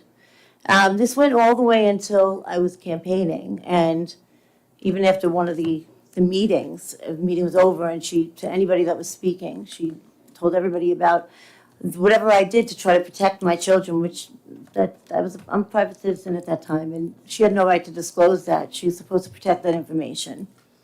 And then she went on to share a family photo, my children completely exposed, my husband's face exposed. None of this was correct. And yet, I never once cursed at her or told her to drop dead. I never did that. Instead, at her last meeting, I honored her 24 years of service because while I did not agree with her, never got along with her, I have respect for the position that she was in, as well as the community that put her there for 24 years. And I never took it to that level to say that. And I think we need to really think about exactly what that was, because despite the fact that some may think it was an awesome choice of words because it was said to Jackie, you're saying that to a human being, someone who's a mother.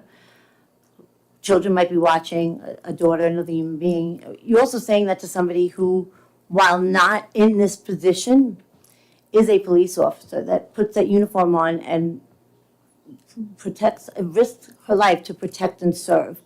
And while she's not sitting here in that capacity as a trustee, that innate ability and instinct to protect and serve she brings here. So despite those who would like to align with the drop dead, she would still protect and serve you and your children.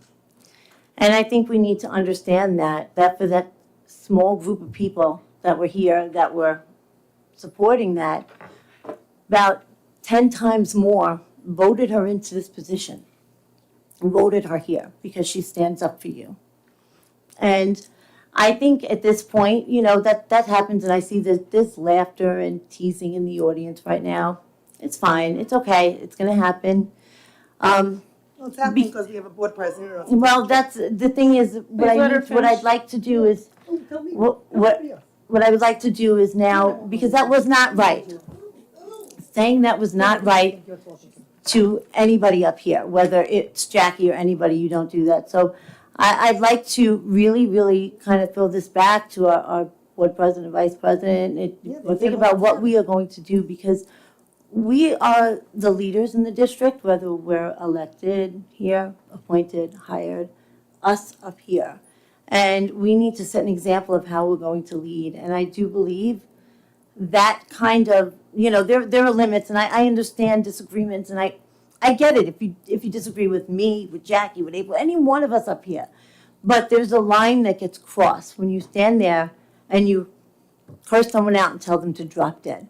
And that's a line that I don't think anybody should ever cross. And I really think we need to figure out a way moving forward how we are going to handle that, because everything about that was wrong. Thank you. Here's the issue. This is a board meeting in public for the board. The community is supposed to be here watching, but the meeting is for the board. The board is supposed to keep the meeting under control. If the board can't keep the meeting under control, or board president only wants to pick and choose when she keeps the meeting under control, then that's what you're gonna have. And that's what we have. Marisol, I think you're doing a fantastic job. Thank you, April. But fantastic, as long as it's only for keeping April okay, but not for everybody else. To address Jackie DiLorenzo, I had already spoken to Jackie Napolitano and some community members about the drop dead comment. It was my first meeting. It was overwhelming. I took ownership. And no, there should not be any cursing. There should not be any yelling. There should be no calling out. And I took ownership for that. I told you that. I told the community members that.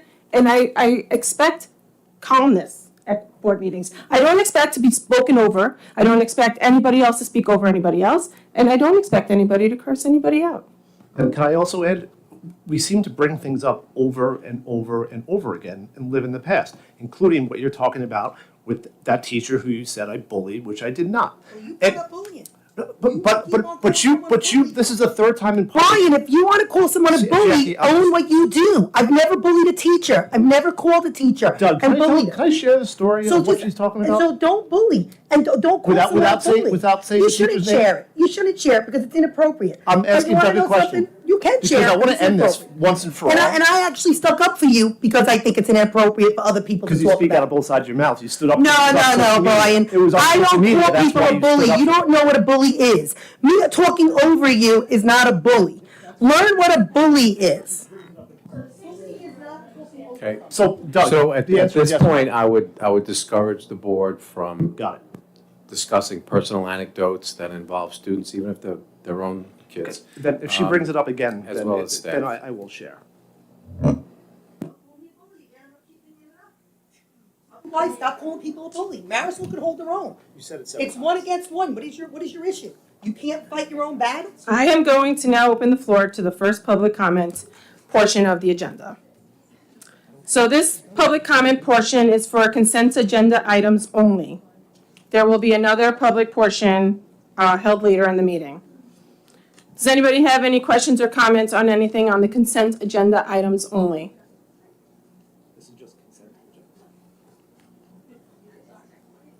Okay, so just let me read what I have to read. I will call individuals forward one at a time. Please wait for my acknowledgement before stepping up to the podium. Any person wishing to address the board shall address the board president. Comments should be kept as brief as possible and relate to consent agenda items only. Each person will be limited to 3 minutes for one or more topics. Individual employees, parents, or children should not be identified by name, title, position, grade, or building. The use of foul language and threatening comments will not be tolerated, and the board will consider a recess until order is restored. Come forward. Good evening. Just to clarify with the crayon thing, I would like to say that, I don't think that's on the consent well, it was agenda. brought up, I think that's for the second public comment. There's two public comments. The first one, if you have the agenda, it's. I do, but it was brought yeah. up in one of, as a side note, so I didn't Yeah. know. That's board discussions. Okay, It's so a little different. I know. Sorry. Does anybody have anything for consent agenda items? No? Okay. So can I call for a motion and a second to approve items 2 through 18? I need a motion and a second first. Motion. Anybody second? Second. All in favor? Aye. Aye. I just have one question on number 5, authorization of school lunch prices. Bob, if you could just clarify that. Sure. So each year, the Office of Child Nutrition requires the school district to evaluate the prices that they charge students for meals. There is an exception to the process, which is if the school's lunch fund balance is positive. So it's referred to as the fund balance. So if the prior year's fund balance is positive, the district does not have to follow through on the calculation through a special tool called the Paid Lunch Equity Tool.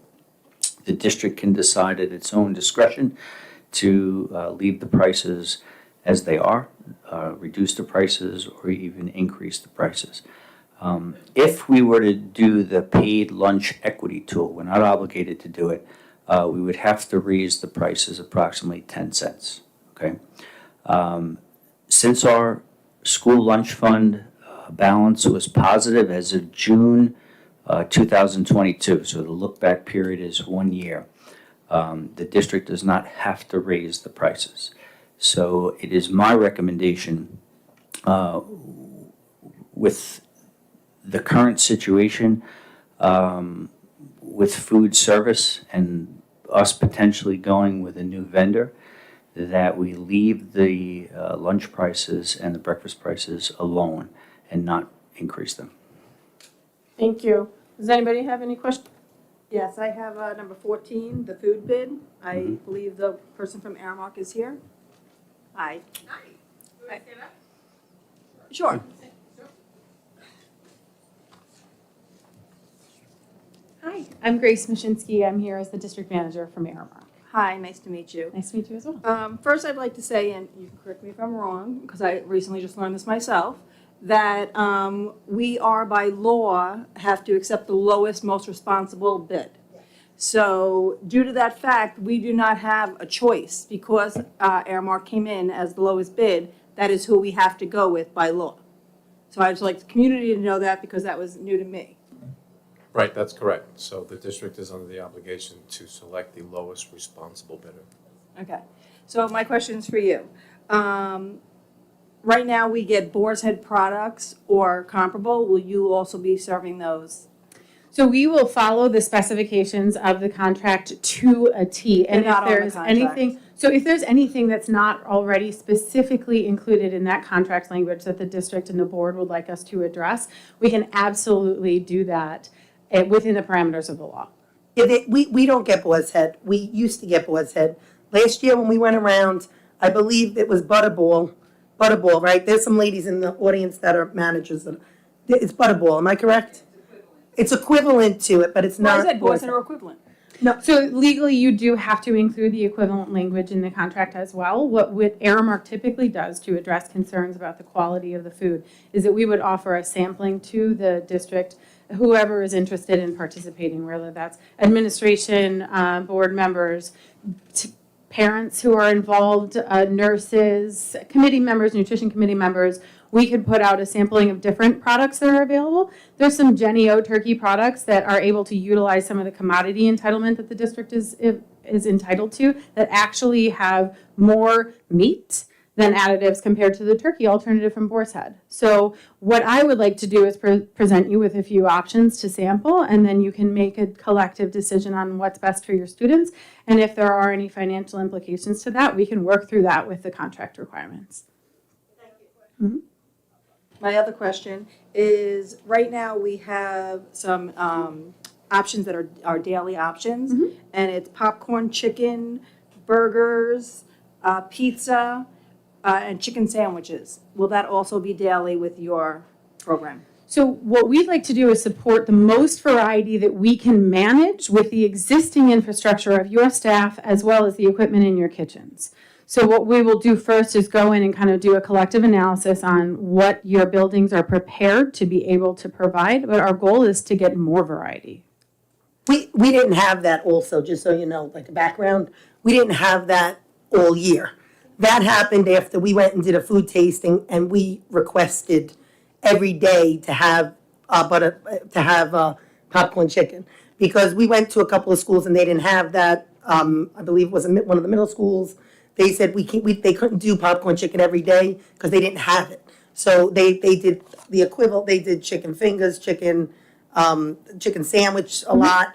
But like what you just were saying, that was because we advocated for that last year because towards the end of the year we were noticing how much food was being thrown away. I understand. So we were like, okay, kids love the kids that are picky. I know from my own student who's extremely picky. They love the mac and cheese, or they love the Cheese pizza every day. They would eat.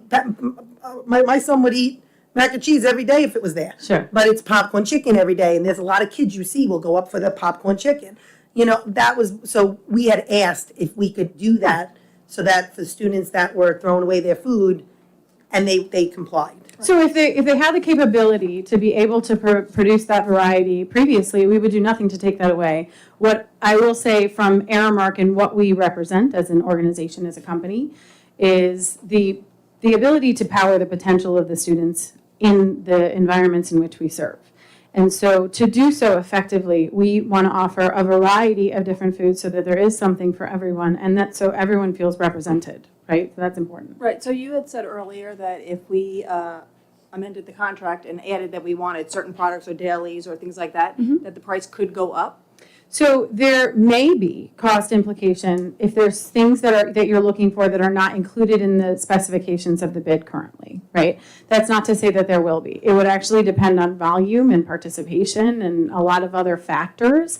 But what we would do again is to kind of come to you and say, this is what we are prepared to provide. This is what we think. Here's your options, right? And then let the district make a decision. Not necessarily would it have financial So impact. let me ask Bob or Doug, if we actually had to amend the contract, we would have to actually put it out for bid again, is that correct? Because then it's new pricing, or how does that work?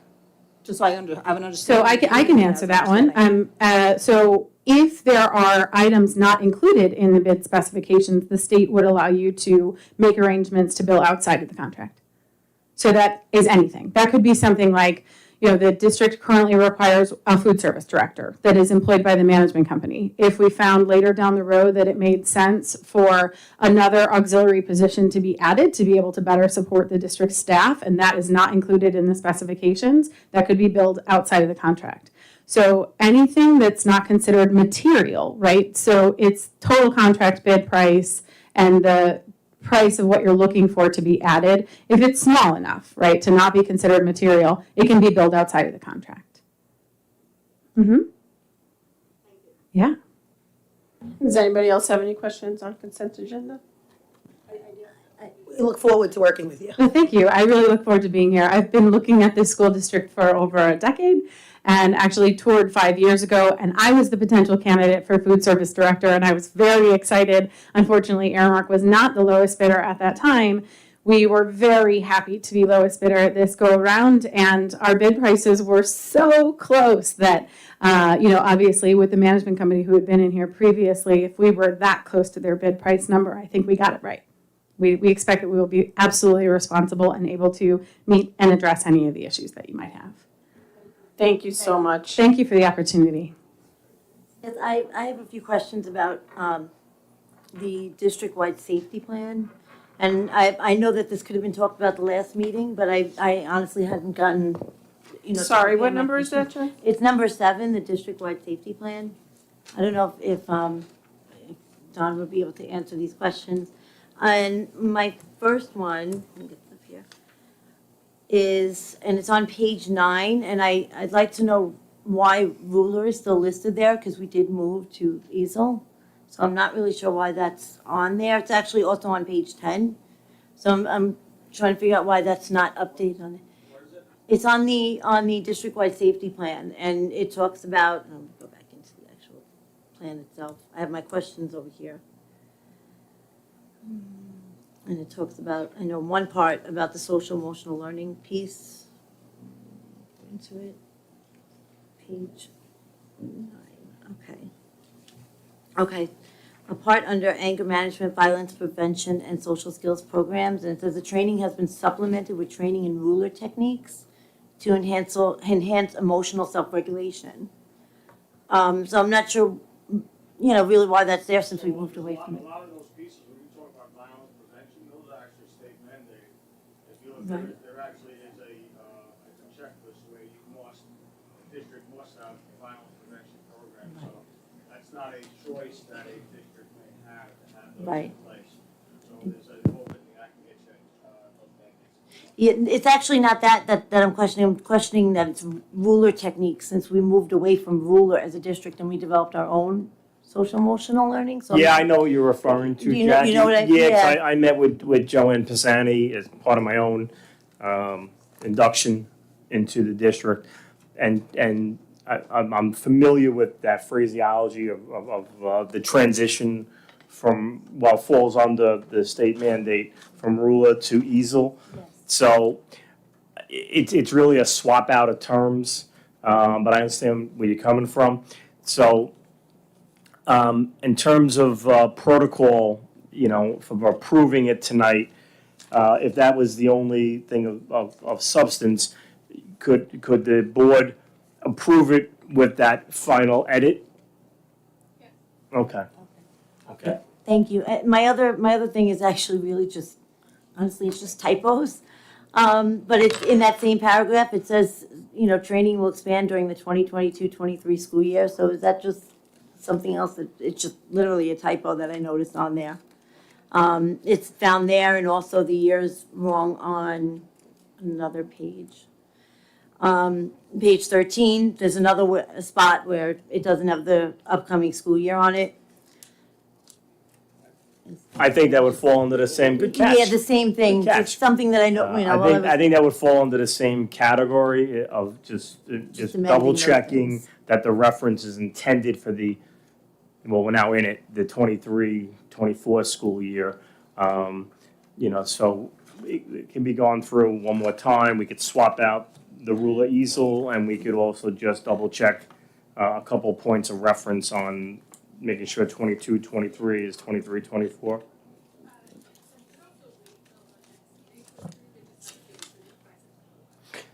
Yes. So, but if these are the only couple of little edits, it's up to the board if you're comfortable approving it with these couple of minor little. We have time, it's the 22nd. It's the 22nd. Is everybody comfortable with pulling it and amending it and then putting it back on the 22nd, or I just can approve approving it now. as amended? I'll approve it now. I'm fine approving it as amended. I'll approve it. That's fine. All right, I have one other question, and I feel bad because I know it's late, guys. Number 15 is the transportation. This is our bid to use Suffolk Bus Company to, counter the amount of drivers that we don't have. So this is a large amount of money, so I want to understand what % of the routes does this represent? Okay, I can answer that, April. So, just to give you an idea here, we have 82 routes right now that we're planning for the start of the school year for in-house, all right, that our own bus drivers will be doing. There are 21 separate routes that Suffolk Transportation will be doing, and there are also another 30 routes that we will be using Suffolk Transportation, and they're called shared routes. So just to give you an example, if we are sending a child to a private school, and let's say Sable sending a child to a private school, we will partner up and share with Suffolk Transportation to get both of those students, so we don't absorb the full cost of that route. So all total, 133 routes.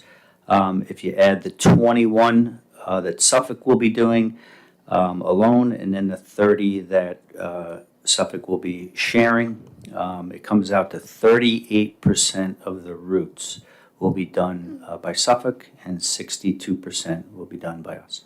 And is that regular routes or combined special education routes and regular? Yeah, combined, and in there as well would be homeless students and also classified students. Okay. In this budget, I can see that the special education routes is double the amount of money, I think 3.4 million, if I remember correctly, Yep. than the regular routes. Why do we have so many special education routes? And why I ask is because so many times I see only one kid on a bus. I just want to make sure we're doing our due diligence and calculating the routes correctly, that we have more than one kid. And no, I do not want the kids sitting on the bus longer than they have to. I just want to make sure that we're doing our job, that we're picking up more than one kid per bus. Yeah. I That's a only huge wrote amount. that, just so you know, because when we were writing emails, it was so that you understand that special ed kids cannot be on a school bus for a certain amount of time. We had this last year with a student that was being taken, one student or two, and because they were going outside, we were busing them to outside, they couldn't be on the bus for longer than a certain amount of time. It was a time issue.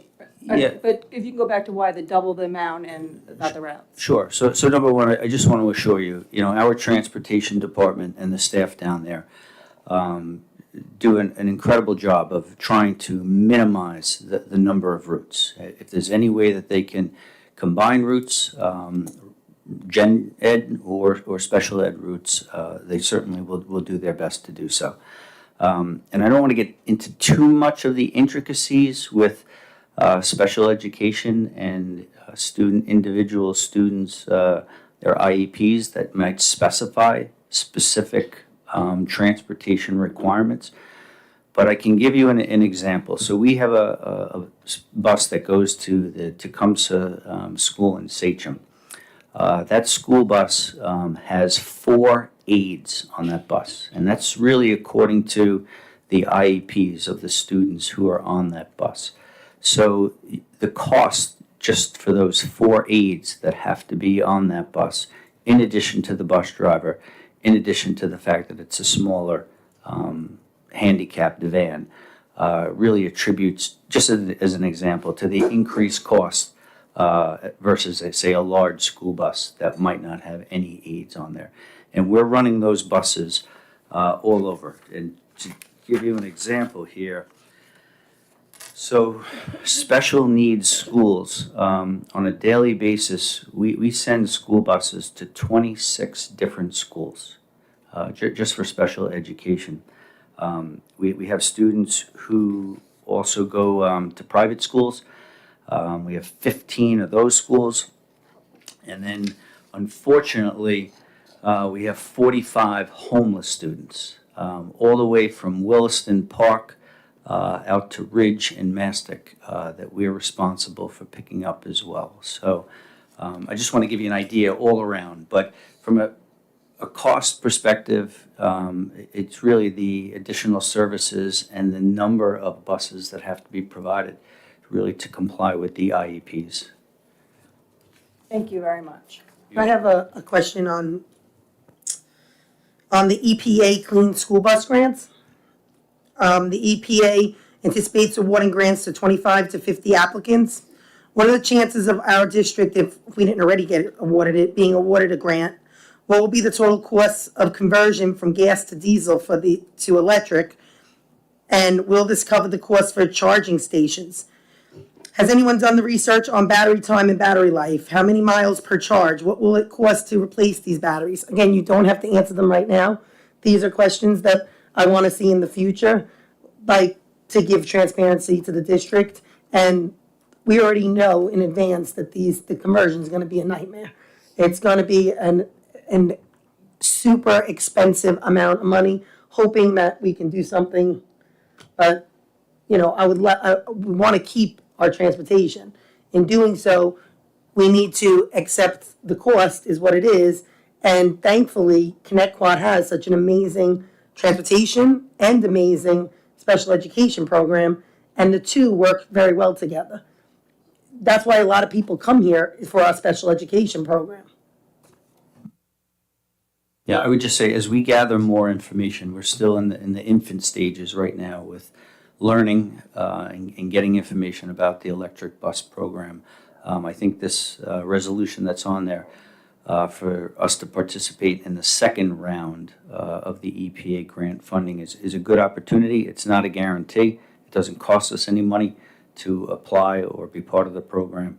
But I can't answer what chances are, to get it. We'll know when we know. So. Thank you very much. Does anybody have any more questions? All in favor? Aye. Aye. All right. I am now going to open the floor for the public comment portion of the agenda. I will call individuals forward one at a time. Please wait for my acknowledgement before stepping up to the podium. You should have received the number card from security on your way in. If you have not, please see a security guard in the back of the room. Any person wishing to address the board shall address the board president. Comments should be kept as brief as possible and relate to school matters only. Each person will be limited to 3 minutes for one or more topics. Individual employees, parents, or children should not be identified by name, title, position, grade, or building. The use of foul language and threatening comments will not be tolerated, and the board will consider a recess until order is restored. Number 1.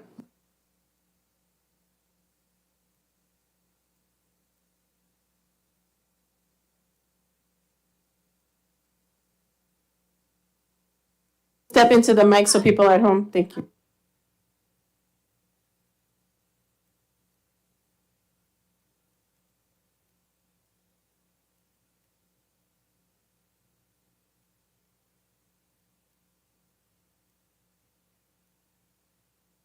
It's for the people at home, yeah.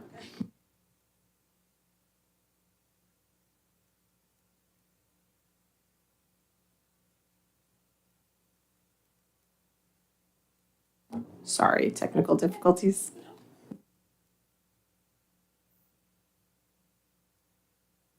You can leave it at the podium.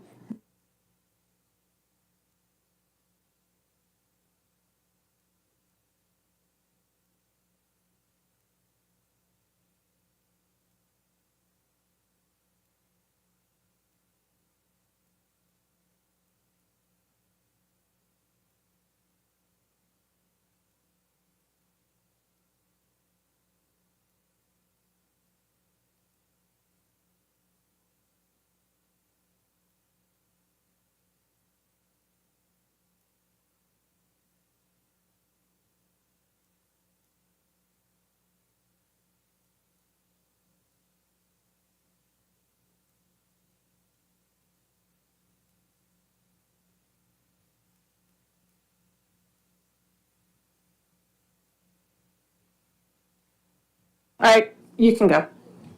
I know, he said he has a microphone somewhere. I'll speak as loudly as possible. Where is like the? Right there is fine. It's right behind. Thank you. Okay, I'm Italian, Sicilian. I've got a big loud voice. I'm sure everyone can hear me. So I just wanted to indicate that my name is Ann. I'm here representing a large group of the generous people in Connecticut that you referenced earlier. And I do have to say, welcome by the way. I do have to say that I was very gratified to hear your opening comments about the crayons of controversy. I'm not here today to throw any aspersions on anybody. I'm just here to talk about something that the generous community here has felt that the need to come together and do. So I did a little research of my own after hearing about these social justice crayons because I was curious. I started my teaching career over 30 years ago back as a BOCES preschool education teacher, and I worked in Lindenhurst, which is a very diverse community, and I remember buying crayons back then that were packaged as skin tones, they were skin toned colors. So I wasn't quite sure what this new issue was all about because that was something that was around 30 years ago. In my research, I found this Forbes magazine article dated July 2021, which I've shared with your district clerk. It details how the Crayola Company first ventured into multicultural efforts back in 1992 when they took colors that they already made that looked like skin tones and packaged them together. Those were the crayons I used with my preschoolers. Then in 2019, to address diversity and inclusion trends that here in New York State are also part of state regulations, Crayola spent almost 18 months researching marketing analysis, collaborating with several major cosmetics company professionals to achieve the most realistic flesh tones. Additional market research was done to include consumer input on names for colors. Even packaging was designed by a team to strategize the best way for children to be able to access and match their own skin tones. The woman who spearheaded this creation that has won multiple awards, including Toy of the Year for Most Creative, is quoted in that Forbes article as saying, and I think this addresses some things that have been said on the board tonight, quote, sometimes in pioneering, our footsteps are going to be the only ones on the mountain. It doesn't mean you came at just the right time. It's the best part. Okay, well, I was speaking loud, I'll be quieter now. How's this? Is it better? Okay. So she's quoted in the article, hold on a second, as saying, sometimes in pioneering, your footsteps are going to be the only ones on the mountain. It doesn't mean that it's a wrong thing to do. It just means that it's uncharted territory. Perhaps this was the concern here, that offering these colors of the world crayons is a new phenomenon. It is not. Or perhaps it's because some families can't afford all the school supplies needed for their child, which is obviously a very I hate to valid concern. interrupt you, and I'm sorry, but the 3 minutes are up, so I'm just gonna, if you could Yep, wrap it up. I'm wrapping it Yep, up. thank you. So regardless of the reason, parents here in Connecticut have come together to donate over 175 sets of crayons, and they do include all colors. and it's for children who can't afford. If there are any left over after that, then they can be divided amongst the various elementary schools to be used in art room classes or classrooms, however the building principals see fit. And I'm sure that, you know, this shouldn't be a problem to accept a donation or an offering in that regard. Thank you. So I believe I have to put a motion on the floor to accept the donations from both the community and from Jackie. So if I can get a motion and a second to accept the donations of the community and from Jackie. Motion. Second. All in favor? Aye. Aye. Thank you very much to everybody at Connecticut and Jackie. Number 2.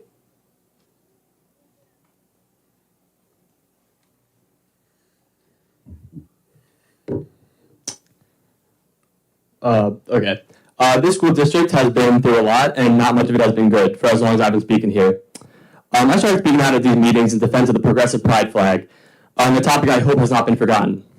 Now, the newest right-wing dividing topic at hand is over if we should have parents pay for multi-skin tone crayons, and for some reason that became something to get mad about, something to yell about. The board has stated last year that they were fine with the rainbow colors in the progress flag, just not the black and brown stripes. Now the board is opposed to parents being asked to buy crayons that include black and brown skin tones, but they have never voiced opposition to parents being asked to buy just the standard crayon pack. That is something that I feel like should be acknowledged. Apparently, those crayons are supposed to insert social justice into our schools, which is, again, just an idea being spewed by the far right to get points in their own groups that should not be allowed in Connecticut. There's so much more to talk about as a district than whatever your Facebook chat rooms are telling you to.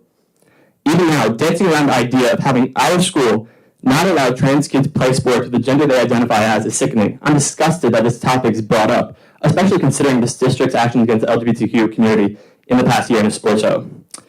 A certain board member brought this up just to make a scene and try to make a non-issue in Connecticut an issue. We have other things to talk about. That's what we should be talking about. I've asked before, but I'll do it again. Please leave Connecticut out of the culture wars. Our students matter more than any secret agendas you guys may have.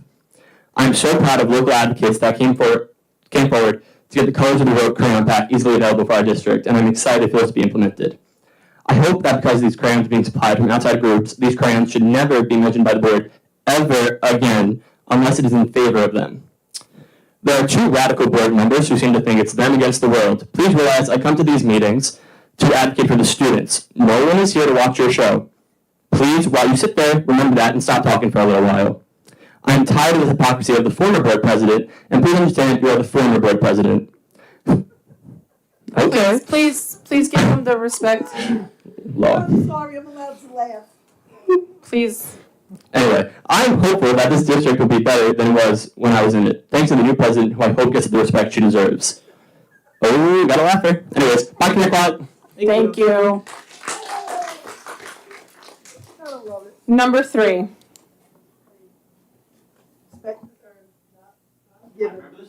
Respect is earned. Please no calling out. Number 3, thank you. Hi.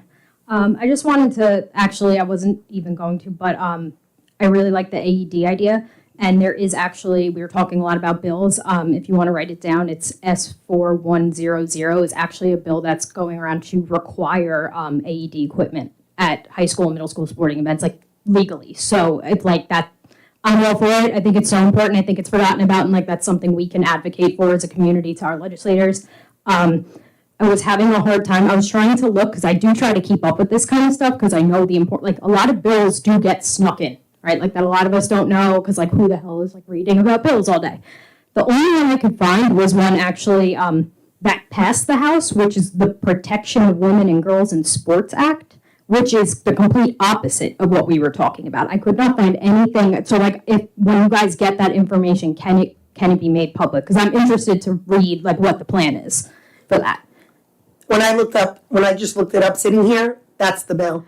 And it was the 2 parties were fighting over if it was gonna go through, and they were trying to put it on the table the other way. Yeah, so like as of right now, there was nothing, and that's why I was just saying like I was confused, because last I saw, it was all actually on the side of not allowing trans women in women's sports. But the last thing is like not even, this isn't even directed at anybody in particular. I think that like I'm sitting here listening and sometimes it feels like everybody has like a valid concern. It's just the delivery and the timing of it. And it's so sad to watch right now. Like I'm like tired. I don't know if it's because it's 9:45 or because it's just exhausting, but like I feel like just taking a moment, like we have a really like interesting board with a lot of different views and ways of approaching things right now. And it doesn't always have to be like this, I feel like. And like, you know, you might bounce off of you and like could probably find some balance somewhere if the communication was done the right way. Because my concern is that although not the intention, there could be a student who feels they're finally represented, you know, the crayon pack, right? But then here's the way it's spoken about here, and it makes them feel bad, right? Like, why is like this such a problem? Because like this box stands for who I am, and nobody was represented in the regular one. Like, I don't want to color myself in like ghost white, like, you know what I mean? Like, it's literally represents everybody in that crayon box, but the way that it gets presented, I'm concerned with anybody hearing it and just taking it offensively, even if not the intent. So I think sometimes like our delivery needs to be a little bit adjusted, because I would feel bad personally. Like, that's just my thought process. I would personally feel bad if I was sitting at home and heard this and was like, why is my representation such a problem? So I just kind of wanted to like throw that idea out there. Sometimes it's like, say what you mean what you say, but don't say it mean. It's kind of that idea. It's elementary, but it works. Thanks. Thank you. And just, Ms. Poppy wanted to address one thing that you did say. Sure. Just I have a brief update to share about the AED availability within the district that can hopefully bring some clarity pieces here. So the training is required as part of the first aid and CPR training that all of our coaches undergo. But we do have AEDs available for all sports. So for example, our golf coach will bring one on the course when the kids play. We do have multiple teams sharing AEDs, but they're located in marked locations that the coaches are aware of. So that's a partial response to what you were raising before about availability. Just to piggyback that, can we advocate so that each group has their own? Has access to their own. To their own. I mean, that would be incredible. So that's the next step, right? So that this is what we have, and that would be the next step. Thank you. Thank you. Thank you. Number 4.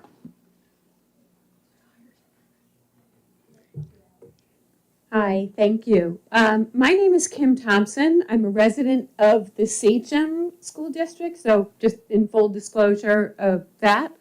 And I have a deep love of public education in both Sachem and Connecticut. But I am also the Suffolk County Chair for the nonpartisan national organization Defense of Democracy.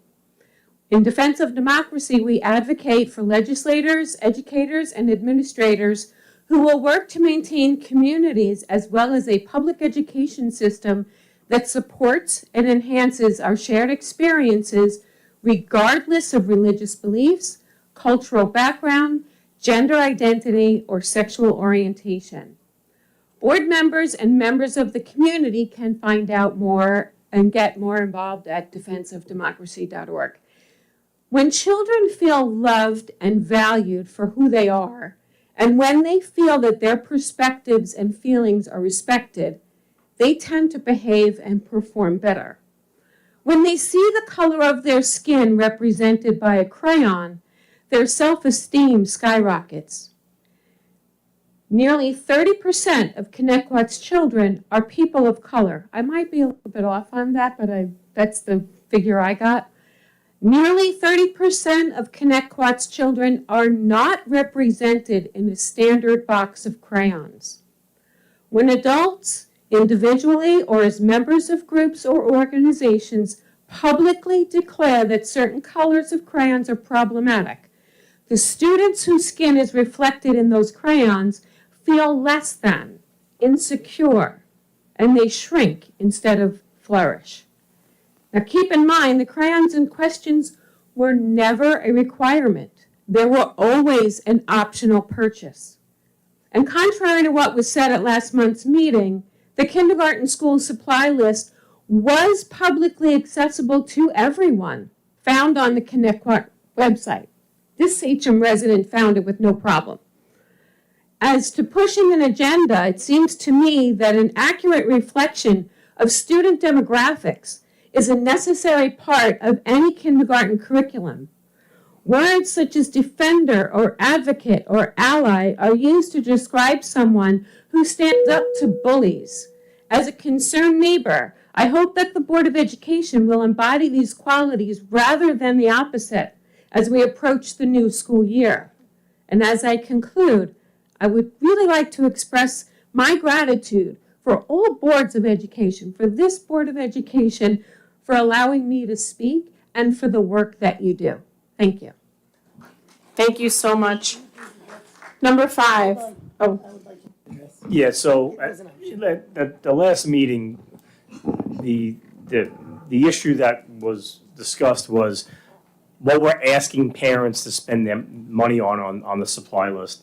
And so tonight, I made my points very clear about celebrating all diversity. And I think other people tonight have spoken, both up here and in the audience. I think we're all on the same page with that, right? I think the concern that is out there in the universe is if there are any agendas, north, south, east, west, polarizing, that go beyond just a pure celebration of humanity, okay? But in terms of parent supply list, this is every year. I mean, I've been in education almost 30 years. This is always an issue of what we're asking parents to spend their money on beyond their taxation, and beyond the supplies that are provided to school. And so it wasn't initially an option on these lists for a couple of these classes. And we wanted to take the polarization out of it by saying it's optional because we're already asking you to buy crayons. But again, and I provided further clarity tonight, bring in whatever crayons you want. The board provided, will accept donations and crayons for everyone. It's a beautiful thing. But I think the points that are coming up, whether it's crayons or other things, is, and I've said this myself, and this is really my charge as a superintendent of the schools, we're gonna focus on our kids. We're gonna meet their learning needs, social, emotional, health, wellness needs, safety needs. We're gonna support our staff, our parents, families, and community. We're gonna drive the middle lane, and we're gonna keep everything that polarizes and tug of war politics out of it. It's a big challenge in our society across the board today, but just a little point of clarity in terms of that evolution over the last month or so. Thank you.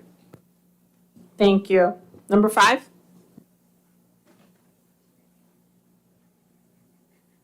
Hello, I am a student, rising senior from Three Village Central School District, and I am going to be going to a new school district next year, in part because of the harassment that I have faced for being trans and disabled. So I want to preface that. I know that a board member had mentioned earlier the issue of trans women in sports, which I do think it's a very complex issue. I don't think that it is either you agree with it or you don't type of issue. It's complex. I don't 100% agree with one side or the other as a trans person myself. There are many factors such as hormone replacement therapy and how far along someone is in a medical transition that affect the safety of the cis woman in that field. And I want to make it important to know, as a trans person, trans people are not trying to push women out of their spaces. They are not trying to be malicious, to take over the world, or to make women feel out of place, or to make men feel out of place. We're just trying to exist and live our lives and feel safe. And when I hear that people don't think that I should be allowed to be in sports, that I shouldn't be allowed to be in the activities that I want to be in, that makes me feel like I'm unsafe. That makes me feel like I don't have a place in your school. And that's not something any child should feel like. I deserve a place in your school. Everybody does, regardless of skin tone, regardless of gender. It shouldn't matter. I should be able to get the education that I want to and the activities that I want to without discrimination, because I'm just, myself and every other trans person is just trying to live their life. And trans women feel unsafe in men's sports. It is not safe for them to be in boys' locker rooms. That puts them at risk of violence. And that is a large issue. And I also think it's important to remember that these trans athletes we're talking about are children. Yes, some of them are adults, but when we are discussing our school districts, we are discussing children. These are not adults with malicious intention. These are just children that are trying to make it to adulthood because their life expectancy is only 35 years, and that is shocking and horrifying, and a fact that scares me, that I am either only going to live to 35, whether it be that my school and my community have made me feel so out of place that I don't think that I can live here, or that somebody else decides to take my life into their hands because of bigotry and hate. I would also like to say that as a Hispanic person, it would have made all the difference in my childhood to know that I could make a portrait of my family with a picture of my dad that actually looked like him, so that I could express my artistic means and make a picture of my family and of my father without having to make him purple or green because, you know, my dad does not want to be Shrek. So thank you, and that's all I have to say. Thank you. And thank you for sharing your story, and good luck in your new school. Number 6.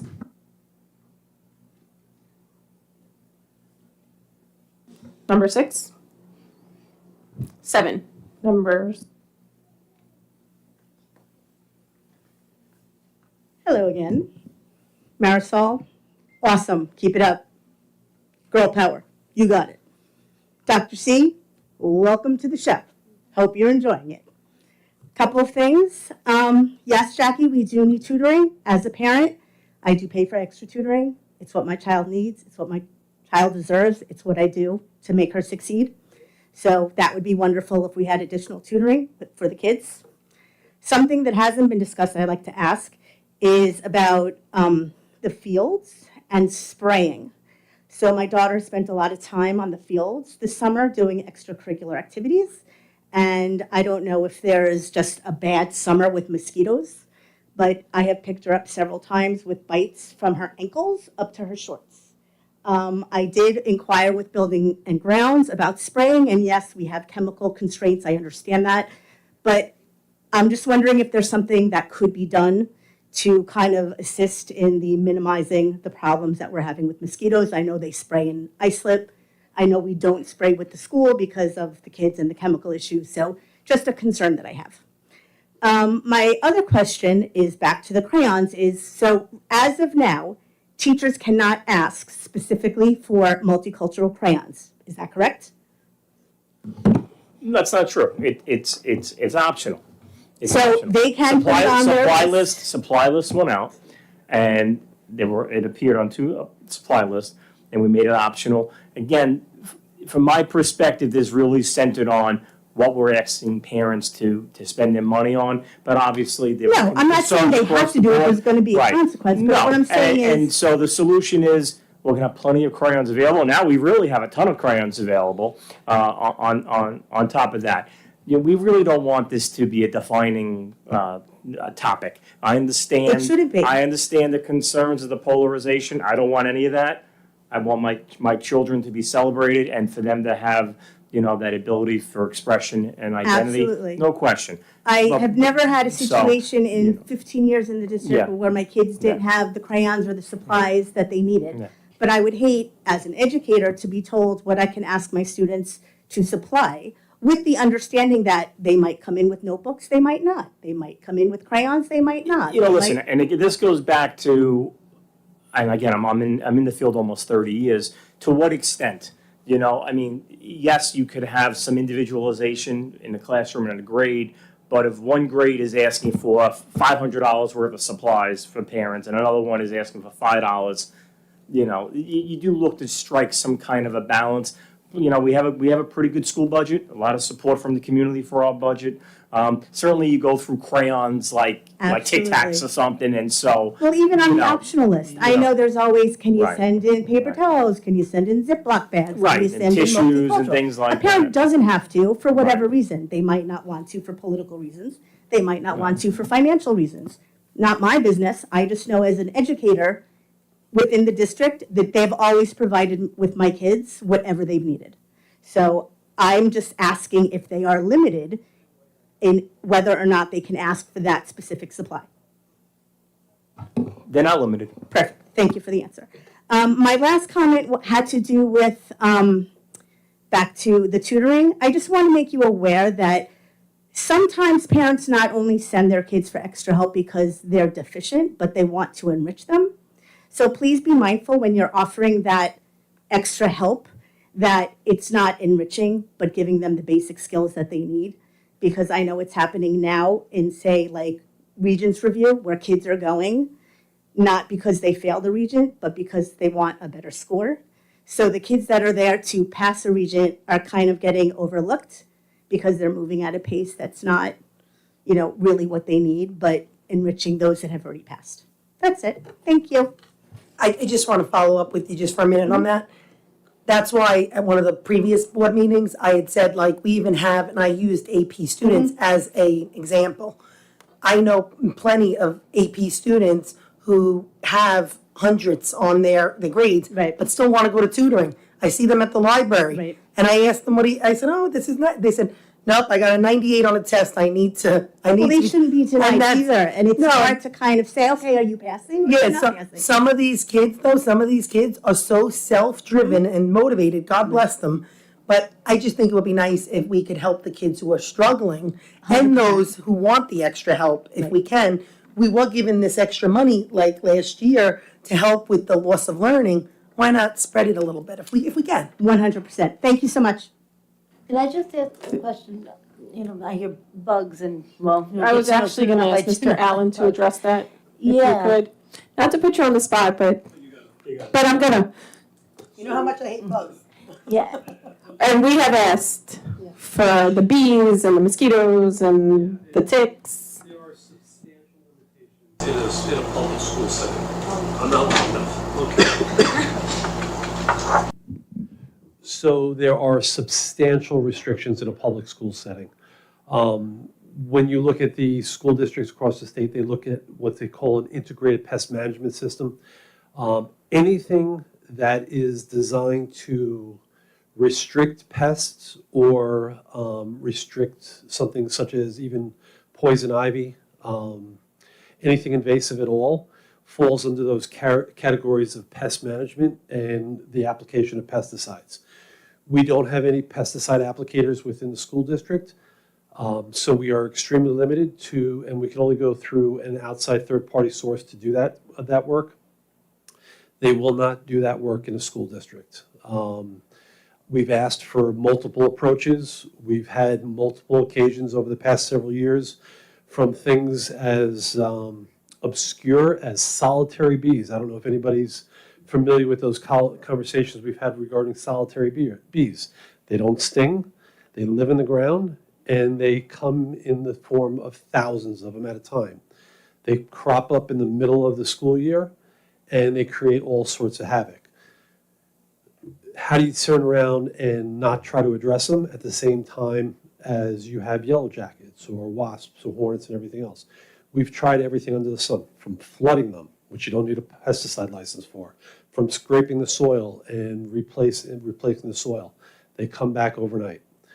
There's limitations as to what we can do, and they're pretty substantial limitations. So we make every effort we possibly can, mosquitoes in particular. We make sure we don't have any standing water. We do everything we possibly can with all of the sumps and the drains and everything else to ensure that we don't have standing water around the facilities.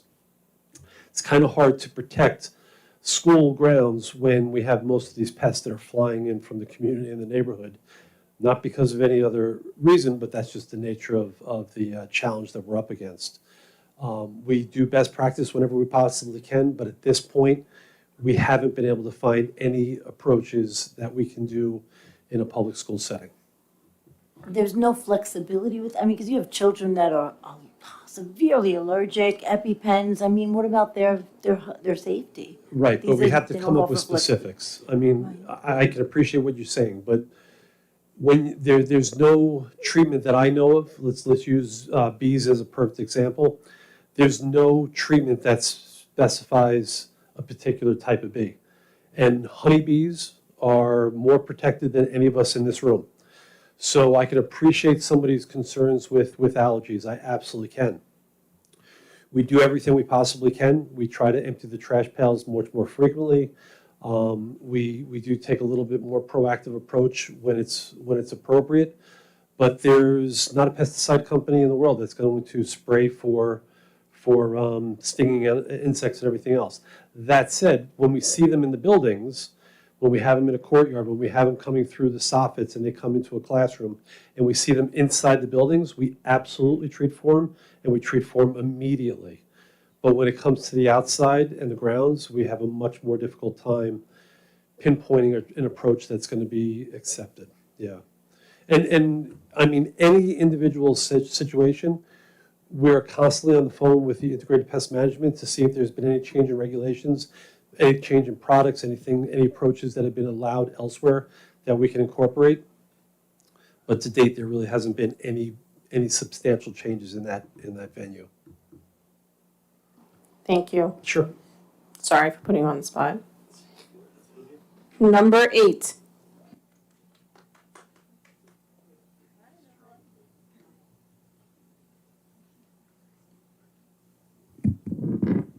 Sorry.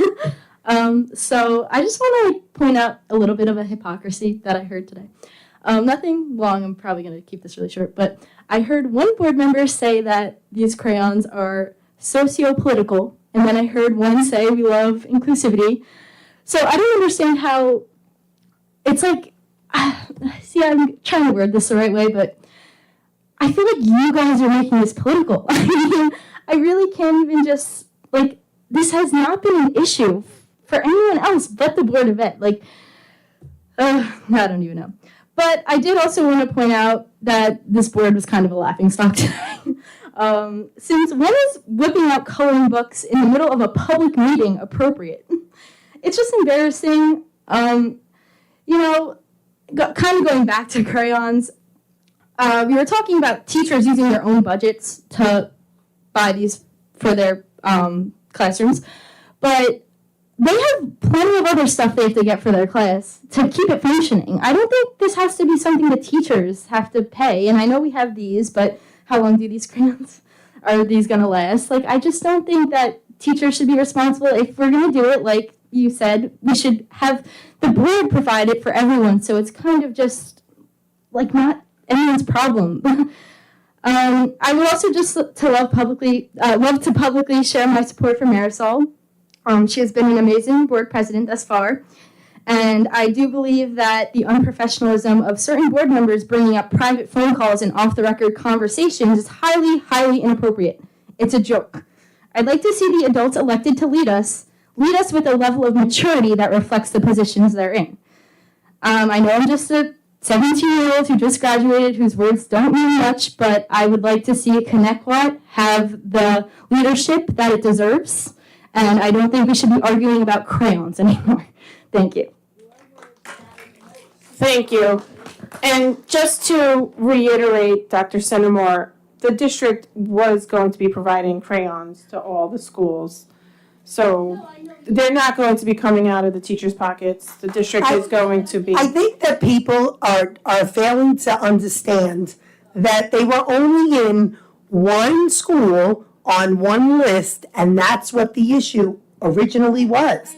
Maybe we should address that and tell people what the email actually said, and then address it as, for the same people, if you seem to say it, maybe they'll listen, that equity across district means every list has it on it, and every list says optional but has that.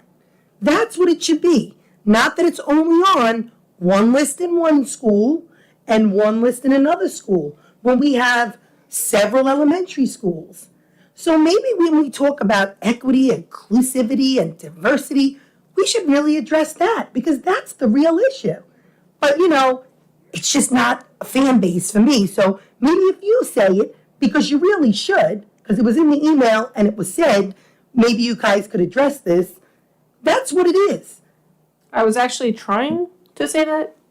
When Well, I was reiterating Dr. Sentamore's statement that all schools will be getting the crayons. They were not coming out of the budgets. We're going to make sure that every classroom has every color crayon and all kids are able to have access to them. And they should be used in a non-political manner.